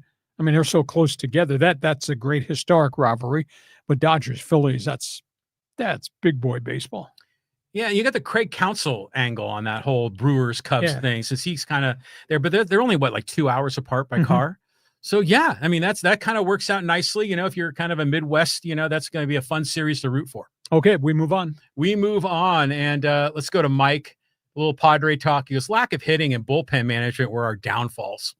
Well, I'm kind of disappointed because, you know, weeks and weeks ago, I used the phrase about baseball IQ, Mike Schilt, and pushing all the right buttons. John, I really thought he came out of character with his use-misuse of the bullpen. When we're going to Morion that early, and you're disrupting the flow of these guys and the roles that these guys had established, I didn't understand it. You know, he'd done it prior, before Jason Adams got hurt, after they made the trade for Mason Miller. I mean, he had Jason Adams coming in the fourth and fifth inning of games. And I thought his decisions in this 3-game series, who to put in, stunned me. I mean, Estrada came in and couldn't find home plate, walked in a run. I would have sworn, I was told that Michael King was going to be the first guy out of the pen, if not him, then Vasquez, because you needed innings. If you could not be vintage Darvish, you needed somebody you could trust, so you would go with the next guy who was a starter. And instead, he went with Estrada. And next thing you know, they're burning through the bullpen. They used everybody. And using guys 3 days in a row, I know it's all hands on deck. That's Mike Schilt's phrase. I just thought either he overmanaged or he totally came out of character. Now, if there's a Padre fan's got a different opinion, that's why that fans forum chat box is open. Jump in. Go ahead. You got to score more than one run. True. Okay. I mean, they gave up 3, and I'll take that any day in a playoff game. 3 runs. Outside of the one swing of Machado, they did nothing offensively in the series. Very little. Yeah, it's on the offense. That's the problem. But, you know, when you get into the playoffs, everything's different. I mean, you remember how many times have we seen closers rolling in? Randy Johnson, Madison Bumgarner, Kurt Schilling with the suture on his ankle. Yep. You know, so we see this sort of thing in the playoffs all the time. I don't I mean, you can second guess some of Schultz's decisions, but keep your eye on the ball. The problem's the hitting, and the hitting was crap. And the defense from Dansby Swanson and Nico Horner was off the charts. Yeah, it was. But, none of those balls were crazy hard hit. They were like little bloops, but they did make great catches.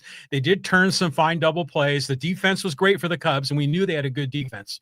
But come on, man. I mean, Tatis looked inept. Out of sorts. Out of sorts. He's like, what are you doing? He was just sort of waving at pitches way out of the zone, and it's like his mind was somewhere else. Yeah, I mean, for those of you just joining us, I don't want to ruin your night.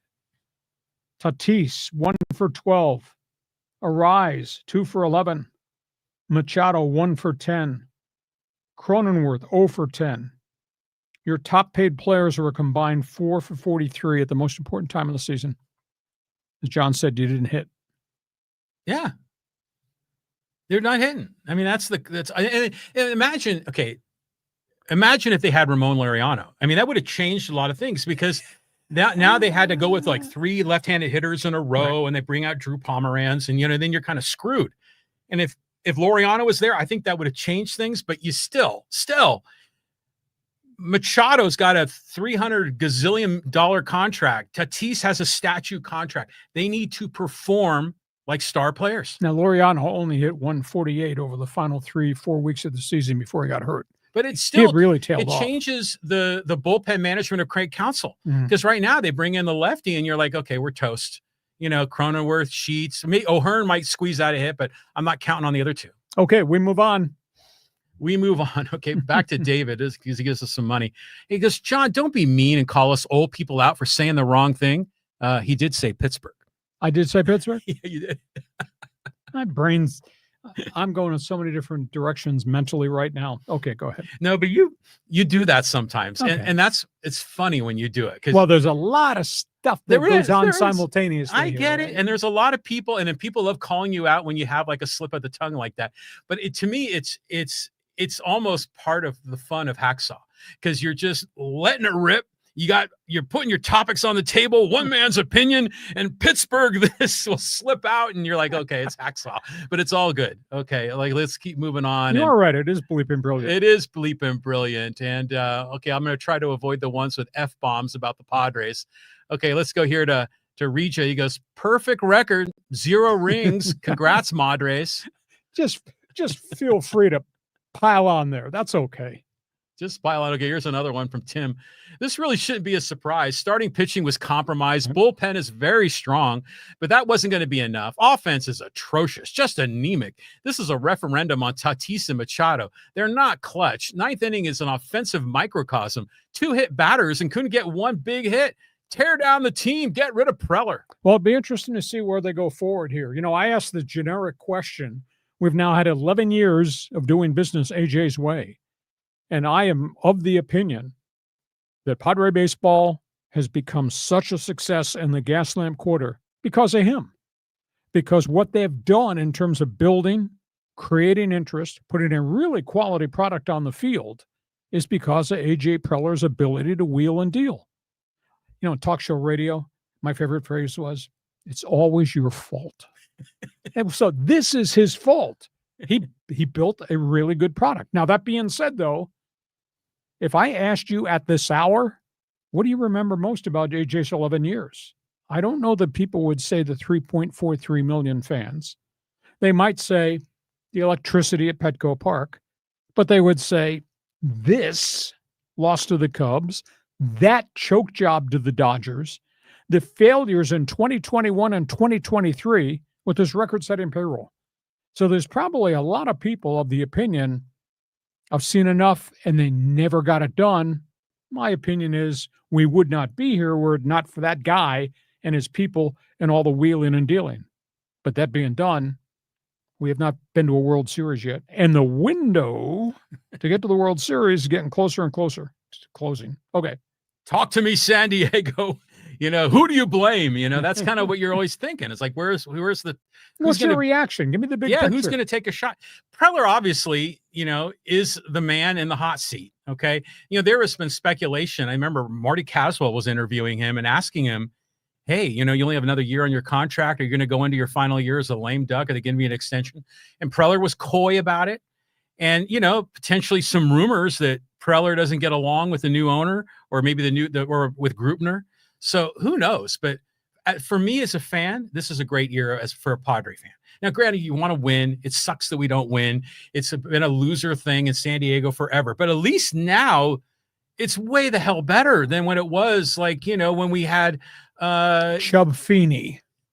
Oh, yeah. You have to go way back to the 80s. I was thinking of Ryan Klesko and Phil Nevin. Tom Werner era. The Tom Werner era, with Roseanne grabbing her crotch and spitting after the national anthem.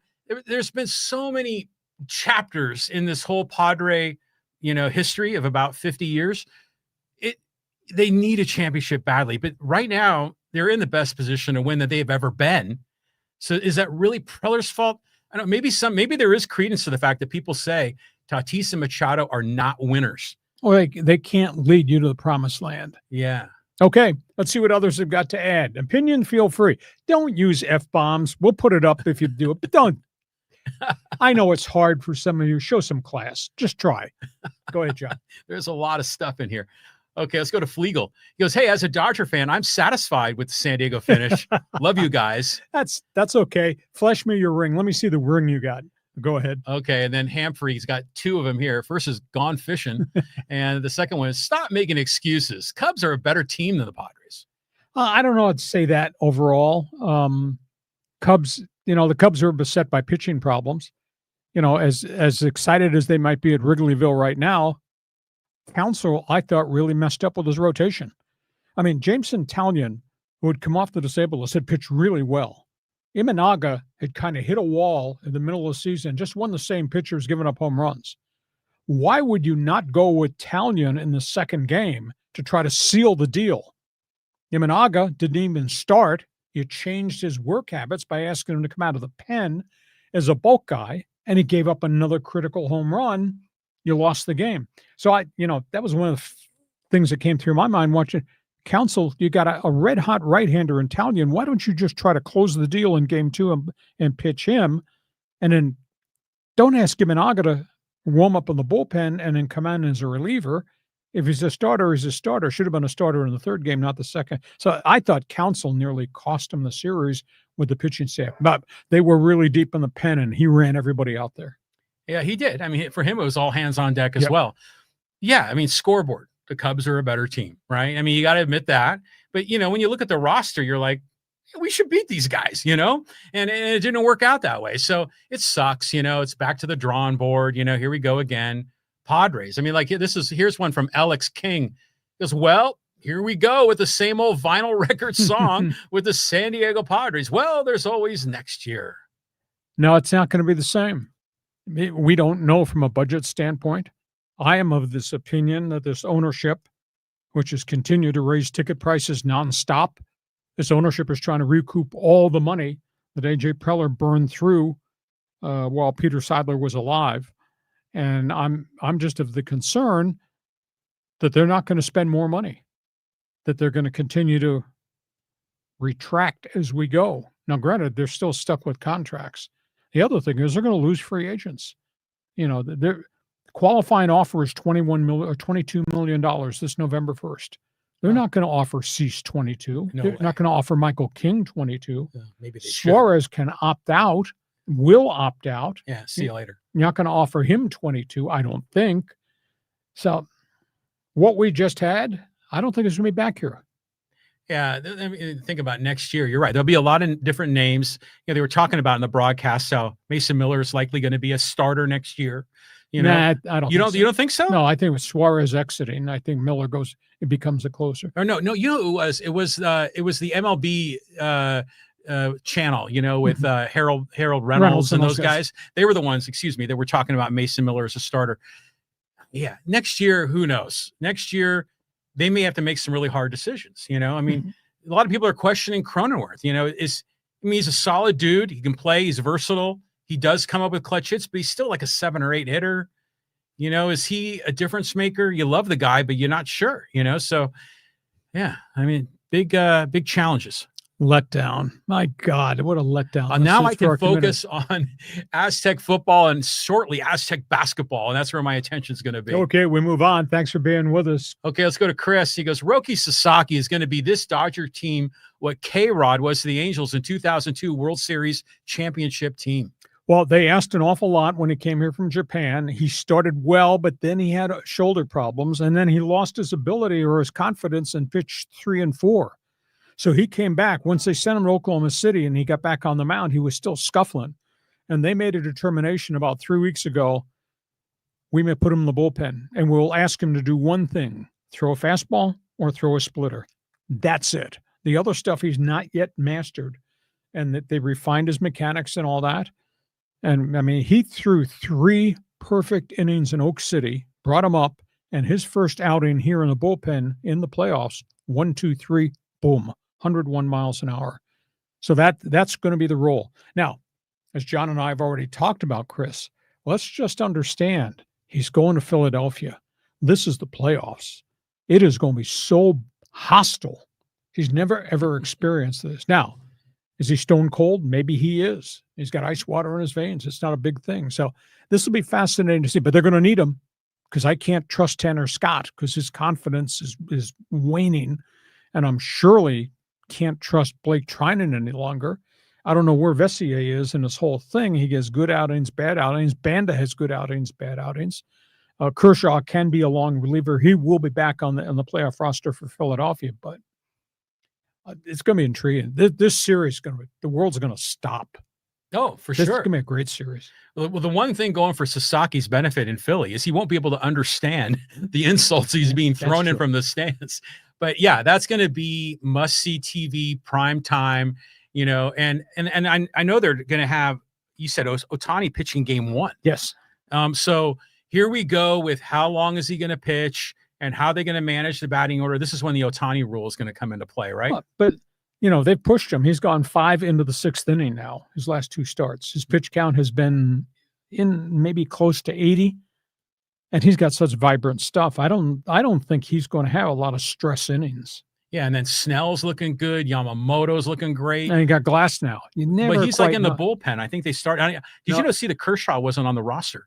For the first series. He isn't for the second one. Oh, he is? That's what I was told. Oh, interesting. No, Glass now goes back into the rotation. Okay, well, yeah, because you're going to need more starters. Because, well, it's a 5-game series. So yeah, exactly. Back in the routine.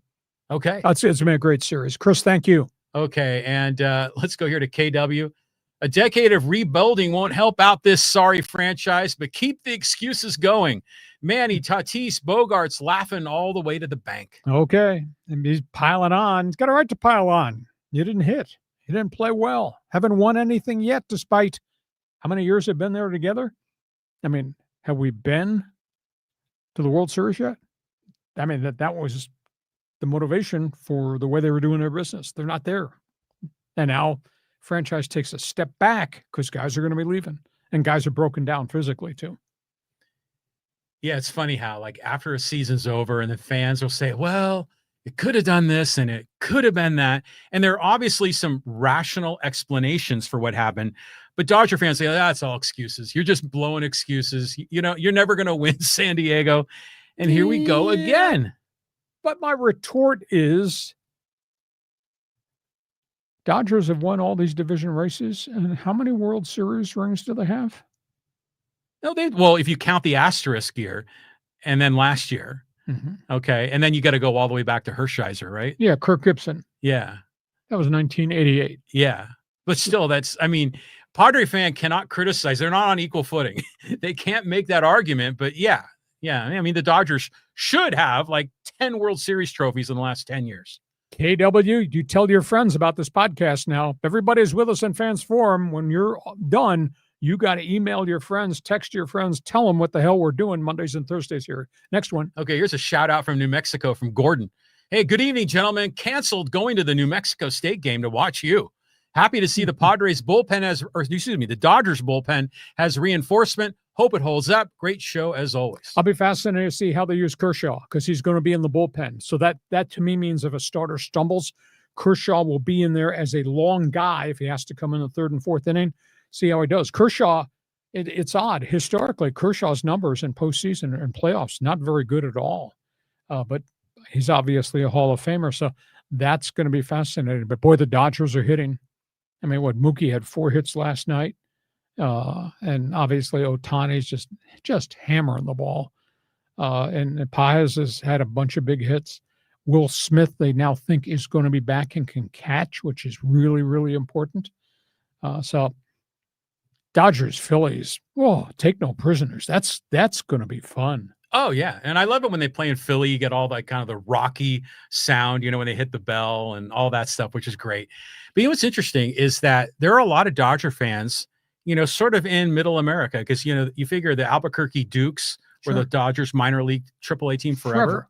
And then in Oklahoma, the AAA and AA team are both Dodgers. So there's a ton of Dodger fans in Oklahoma.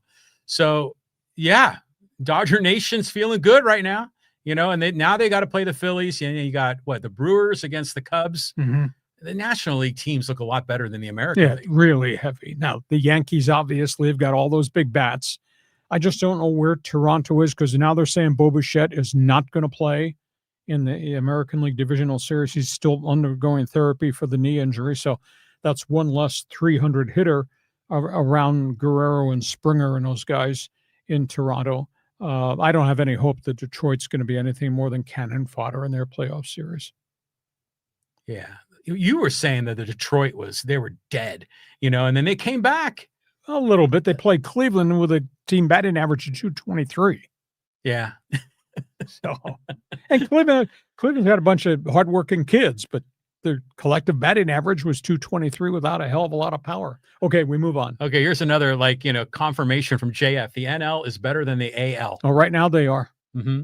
Okay, and here from Greg, could the Bogart signing be seen as a crippling event in the franchise's history when they didn't need a shortstop at the time? Well, they had the idea. They got these other guys that play these other positions, because shortstop means you got a great athlete. Jackson Merrill's a hell of a center fielder. Tatis is a hell of a right fielder. So you get Bogey to play shortstop. The only thing is, the only gripe I had, he was a really good player, but his numbers are starting to tail in Boston. You gave him what, 10 years? I mean, you paid him forever. It was kind of an Albert Pujols contract, which kind of stunned me. I like Xander. I think Xander, he can still play. He's had some injury problems, but he's still productive. As bad as he played the first third of the season, that dude was hitting 320 before he fractured his foot. And he was playing great defense and running the bases. So he's still got mileage left, I think. Yeah, it makes you wonder, who would you rather have at shortstop? Because, Tatis was there. We had Ha-Seong Kim there. Of course, Manny could always play there, and then Jackson Merrill could play there. And DeVries was supposed to be the future. DeVries, and then Cronenworth can do it if you needed to. So, and by the way, he actually played pretty well near the end of the season at short. But you're right. You wish that money would have been allocated to a different place imagine if they got, Real Muto to be the catcher, or they got, some stud, left fielder that could be a pillar for this team. They had one, James Wood, and they traded him. And they had Jurickson Profar. Yeah. But woulda, coulda, shoulda. We're gonna be looking in the rearview mirror for the next few months. Okay, we move on. Thank you for joining us, Greg. Okay, and go to Callan. He goes, "Hey, Saw, did you get to discuss McTavish and Lacombe's extensions with the Ducks?" We sure did. You're late. Where you been? I was part of the hockey hotline. Good acquisitions, mega contract extensions. I was really surprised that, they made Lacombe the highest paid player in the history of the Ducks. And that includes Niedermeyer, and that includes Getzlaff, Corey Perry. All the great Korea, all the Ducks of yesteryear. He got $9 million a year. Now he's a really good defenseman. They're ready. Anything short of an appearance in the playoffs, Callum, is not acceptable to me. They need to be in the playoffs, because they have now paid their kids, and they've traded and brought on big salary, especially Kreider and these guys who came from the Rangers. They look like they have every base covered from a talent level standpoint. They just got to go win. And they got a good coach in Joel Kenville. Whenever they say Niedermeyer, and you just did, I get the image of that character from the Animal House movie. Yes. He was that prick in the other fraternity. Yeah. But at any rate, yeah, hockey season starting. What did you make of that comment in the booth during the Padres-Cubs game, where who was it? Was it Kevin Brown talking about hockey? I know Kevin Brown. He's from Syracuse. I talked to him a couple times.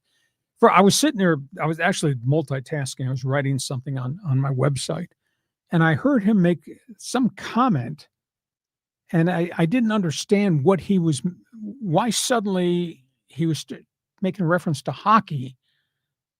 And they asked Ben McDonald, and they don't play hockey. The only ice they have is in the drinks in Louisiana. Right. So I'm thinking to myself, why would you bring hockey into this broadcast and asking him and then asking the women color analyst? And you got dumbass answers. So now the national media went haywire. Oh, Ben McDonald insulted everybody in the NHL. First of all, that's on Kevin Brown. Why would you bring that up? Yes, ESPN said, we want you to promote in the middle of the TV broadcast the NHL package we just signed for. Yeah. Fine. Kevin Brown knows hockey. Just let Kevin do an ad lib. Yeah. About here comes Connor McDavid. It's opening night. You won't want to miss. Da, da, da, da, da, da. But don't drag them in here. And then I could see Ben McDonald looking at him and say, what are you talking about? Yeah. Because it didn't sound like he even had any idea what he was talking about. So, well, when the broadcast crew was interesting. Of course, we would love to see Mud and Don up there. Yeah. But Kevin Brown's solid. See that guy's voice and how he handles them generally solid. You shouldn't have asked him about hockey. I agree. He sounds like a young Joe Buck. Yeah, he kind of does. Yeah. That's a good way to put it. McDonald, when I first was hearing him, like, sounds like James Carville, because of that Louisiana thing going on. And, but I thought McDonald was very insightful and kind of funny at times. And then, some people, like some Padre fans, are like, oh, okay, here are the Padres. Oh, we get Jessica Mendoza on the broadcast. But I thought she was all right. She does a good job. Yeah, just get me to next week because I want to listen to Smoltz. Oh, yeah. He's the guy who's like the scientist. Exactly. Okay, thank you for joining us, Callum. Okay, let's go here to Jay Farrell. He goes, hey, there's a lot of talk that Preller may not even want to be back. It's not the same organization or job he signed up for anymore. Well, if they're going to continue to take money back from the payroll, he's going to operate by a different set of standards than he did when Peter Seidler was there. So that'll be intriguing to see going forward, whether we wake up and whether he exits. I'd find it hard to believe that Grupner would fire Preller. Why would you do that? He's responsible for all this. Grupner's not responsible for the success on the field. It's Preller and his methodology. Now, you may want to refine the way he operates, the amount of money he spends. I understand all that. But where's Preller going to go? Colorado, Minnesota, Pittsburgh. I mean, historically, all those people put all the money in the pocket. They don't spend it. So I don't know that Preller would be a fit there. So I hope not. I mean, at the end of the day, I reserve the right to invoke my talk show ideology. It's your fault. It's Preller's fault that this has become a raging success down on the Gaslamp Quarter. Okay, yeah. Exactly. Well, I mean, it's like this whole thing. Who's the scapegoat, Well, in this case, I'm not sure. I'm not blaming Preller for the demise. I'm just saying you did so many creative things. You've created this aura, the importance of Padre baseball in our community. Now, you haven't gotten there. We haven't gotten the World Series yet, and the window is really closing. Yeah, but, Preller, he's brought it special. Yeah, he's brought energy, enthusiasm, talent, big name stars, and thank God for Peter Seidler for kicking in the cash to do it. But you can't, I mean, I can see Preller moving on. Maybe he thinks his time is up. He's been here, for 10 years? 11? But, he's not the problem. I mean, yeah, he woulda, coulda, shoulda had this guy in a trade, but overall, he's far more upside than downside. The product has been so much fun. Yes, it is. So then the question is, who are you going to blame? Is it Schilt? People are questioning Schilt on some decisions, even in the regular season. Is he the problem? But then we were praising Schilt for his baseball IQ. I mean, the guys that are the real problem are Machado and Tatis and, Cronenworth and guys that just are not producing to the contract they're being paid. Yes. And the pitching wasn't the problem, but I kind of wonder how much gas is left in the tank with Darvish. Well, exactly. And then you got the health issue. I said first time I think I met you in the first couple podcasts, and we were pontificating. Look at this pitching staff and the rotation and the Snells and all that. And I remember distinctly looking at you and say, your pitching staff is never the same from year to year. And all these guys made 30 plus starts every year. That starts with Snell to Musgrove to Darvish, etc. The next year, they're not the same. The third year, a number of these guys are broken down, and a whole bunch of them are gone. You know, it's just funny how you're right. Of course I'm right. Yeah. I teed that one up for you. Okay, so, but you're right. Every year is a new year, right? Every year they assemble a new team. But it's funny how growing up with baseball, you get attracted and attached to certain players. And they're kind of with the team for a long time. You know, you kind of have a relationship in a way, you know, with a Machado or a Tatis or someone like that. But there's always new talent cycling in. I mean, I was watching the Tigers and Guardians game.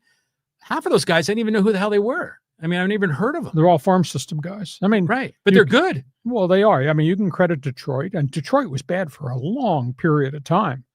And yet they fixed this thing. I mean, the Riley Greens and the Kerry Carpenters of the world, those are pretty good established major leaguers. Any of them going to win MVP? No. Cleveland fought their way, clawed their way up the mountain. That ownership runs a small budget operation, which pisses me off because that could be a great regional franchise in Northeast Ohio. But yet the Jose Ramirez's of the world and all these other young guys that they've got, those are all organizational kids, and they played in October. That's cool. It is cool. Yeah. I mean, so the Padres are going to have to find some guys like that, you know, that are going to, I mean, just like, you know, the Dodgers have Pages, you know, kind of came up through their minors and has been productive. The only difference is this general manager's traded them all away. Yeah. That's his currency. Yeah. But we have Mason Miller for like 4 years. That dude. That guy's special. I agree. Okay. And I'm just to feed your ego. You're going to love this one. From Showtime LA goes, Sasaki looks like the closer. I got to admit, Lee, you were spot on about the bullpen outside of Trinan, Roki, and Vesia. Just got to pray. Well, they'll give him the ball. It'll be intriguing to see if they ask him to pitch back-to-back nights because he's never really ever done this before. You can come out and throw 15 pitches at 100 miles an hour, but if you have to come back the next night in the second game of that series, so that'll be intriguing to see. But I can't trust the other guys right now because every one of those guys has had some type of physical problem, and they just do not look like they're the same pitchers. No. Yeah. I mean, that's the Achilles heel for the Dodgers. At some point, that bullpen may blow up again. But right now, you know, they kind of cruise through the Cincinnati Reds. Now it gets serious. Yeah. The rubber meets the road in Philadelphia. Yeah, here we go. Okay, let's get some social media in here, squeeze a few in, and let's talk about the Angels and Tyler Skaggs. Yes. From T.S. Jones. He goes, parents are in constant denial and apparently love to put blame on anyone but their son. They already put one guy in jail, and since then, it's been said by past teammates that they helped get Tyler Skaggs drugs too. Well, this jury selection starts Monday, and then the testimony starts the middle or the end of next week. This is going to be emotional. It's going to be messy. A lot of blame goes around. The judge has been asked to rule on a whole bunch of motions about Tyler Skaggs' past drug usage while he was in Arizona. They're going to drag a whole bunch of players on the stand. I was told the witness list has got 53 names on it. And that includes stars. That includes Trout. That includes Pujols, who were in that clubhouse when Tyler Skaggs was there. Now, maybe they did not run the streets with Tyler Skaggs, but also includes pitchers who got drugs with Skaggs from Skaggs, includes pitchers in Arizona who were deposed who said, yes, he was addicted to Percocet painkillers when he pitched here because he had arm problems. And then you get into the bigger picture of things. The family never told the Angels that there was a drug addiction for Percocet. And then obviously Eric Kay, the public relations director who had drug history, was getting stuff from doctors, etc., and from the streets and selling it to players in that club. This story has tentacles that go so many different directions. I'm going to try to write about it on a day-by-day basis during the course of my website, but it's kind of messy. It is messy, but I generally agree with T.S. Jones here, is that ultimately the blame is on Tyler Skaggs. Yes, I mean, so. Your life is your responsibility, and you got to, especially as a professional athlete, be managing what you put into your body. But it's a tragic case. It's just another thing with the Angels. It's just such a mess. But I kind of think that in a way wouldn't surprise me if the Skaggs family has got lawyers in their ear saying, "Oh, hey, we can get $860 million or whatever they're going to get on this deal." $789 million is what they asked for. Okay, that's what it was. So it seems like they're going for the deep pockets, to see what they can get. And poor Artie Moreno's sitting there like, "Geez, what could I have done differently?" It's a tough one. It's a really sad commentary, and we'll see where the story goes. No out of court settlement. They are going to court. And as I said, jury selection begins on Monday. Okay, thank you for joining us. Okay, let's talk some NFL. Chicago Bears with over easy. He goes, the Caleb Williams hate is astonishing. His rookie season, he is literally thrown into a fire on one of the worst teams in the league. Caleb had zero chance of success, and yet he still had a pretty impressive rookie season.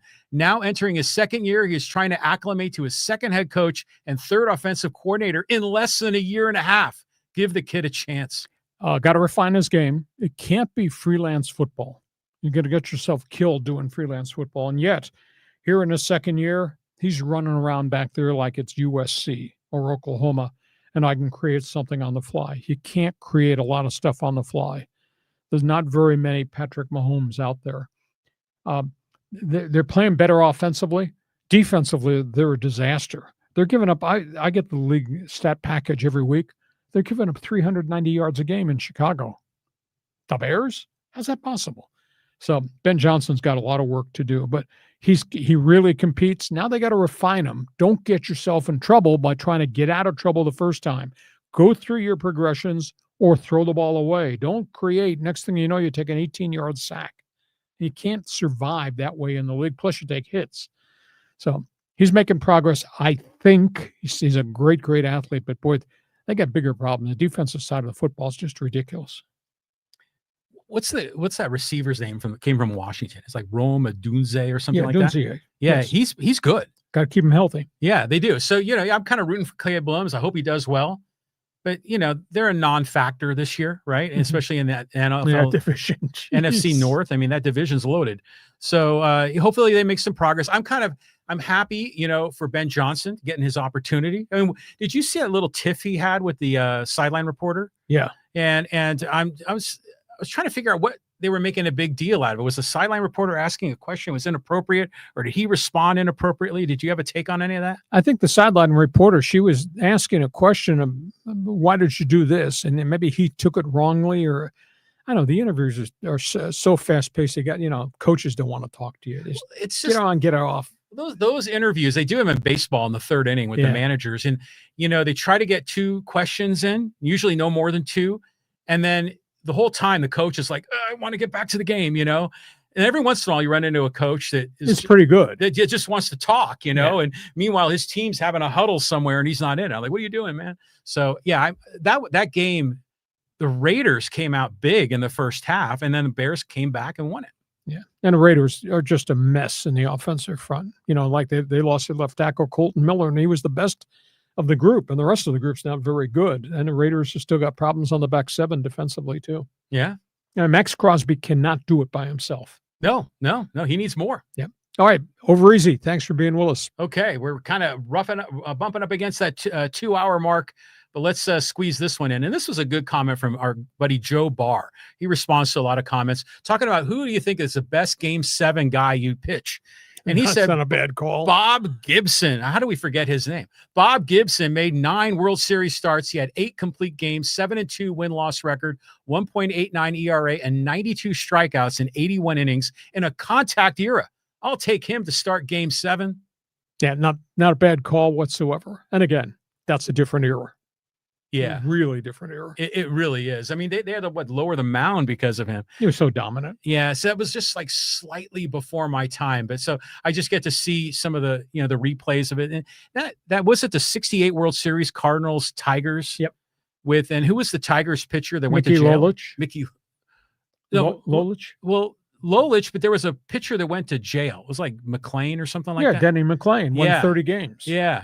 So that was that era, that late 60s. I was just a few years old at that time. But yeah, Bob Gibson, what a stud. See, if you had taken my advice when you were in St. Louis, I told this man he's going to St. Louis, he wanted to go in the Arch and all that, and he wanted to see Busch Stadium. I said, it's fabulous. But right there at Busch Stadium, so St. Louis Cardinals, St. Louis Browns, Hall of Fame. I said, you got to go to the Hall of Fame. I mean, the displays on Gibson are phenomenal. The display on the 1944 St. Louis Browns, who got to the World Series, who was one of the worst teams of all time and got to the World Series. But no, not John. John's got to go somewhere else. He's got to have pork chops for dinner in a restaurant. So all the restaurants in St. Louis are great. He never got to the Cardinal Browns Hall of Fame. We only have so much time. We also toured the Budweiser, brewery over there, Anheuser-Busch. That stadium in St. Louis is sweet. Yep. I mean, it's really nice. Right downtown, too. Yeah, and they got all these, the statues of all the former players. The museums of the world, yes. But the museum that I really liked there was the museum that's underground, underneath the arch. Mm-hmm. And it was all about like westward expansion in America. And it was fascinating. I mean, I could have spent a whole day down there. But yeah, St. Louis, the barbecue is pretty good. It's a hell of a city. It really is. Listen, we hope you have enjoyed this podcast. Again, we're normally on Mondays and Thursdays at 1:30. We had technical problems on Monday. Technology is great till it's not great. We got it solved. We decided we'd push the start. God, look at how many people were with us on live stream. Just amazing. Push the start back tonight coming out of Padre Baseball. We'll be back here Monday at 1:30. I'm going to be on the road. We're going to challenge the new technology. We're going to see if we can do this from my cottage in the northern Adirondacks where it's getting cold already. But we're going to do a 2-city hookup this coming Monday. Podcast brought to you by Dixieline Lumber and Home Centers, 9 locations to serve you in San Diego. John, take a deep breath. I'll wait for you to write a column on my website about fans' perspective. That's it, from left field. John Riley from left field on Padre Baseball. I have to write a column on my website. Yeah, so you can go sit in your big Adirondack chair right there up in northern New York. You're right there during the time of the change of colors. You're going to have a good time. Yeah, bloody cold, too. 32 degrees at night already up there. Just make sure you have good Wi-Fi. We'll be fine. We'll try. Hey, thank you for being with us. Always great to have you part of our team. We'll see you come Monday. Enjoy the great sports weekend on Hacksaw's Headlines. Join us again for Hacksaw's Headlines on YouTube, Facebook, and Twitter. And find the audio version on your favorite podcast app. For more content, go to LeeHacksawHamilton.com.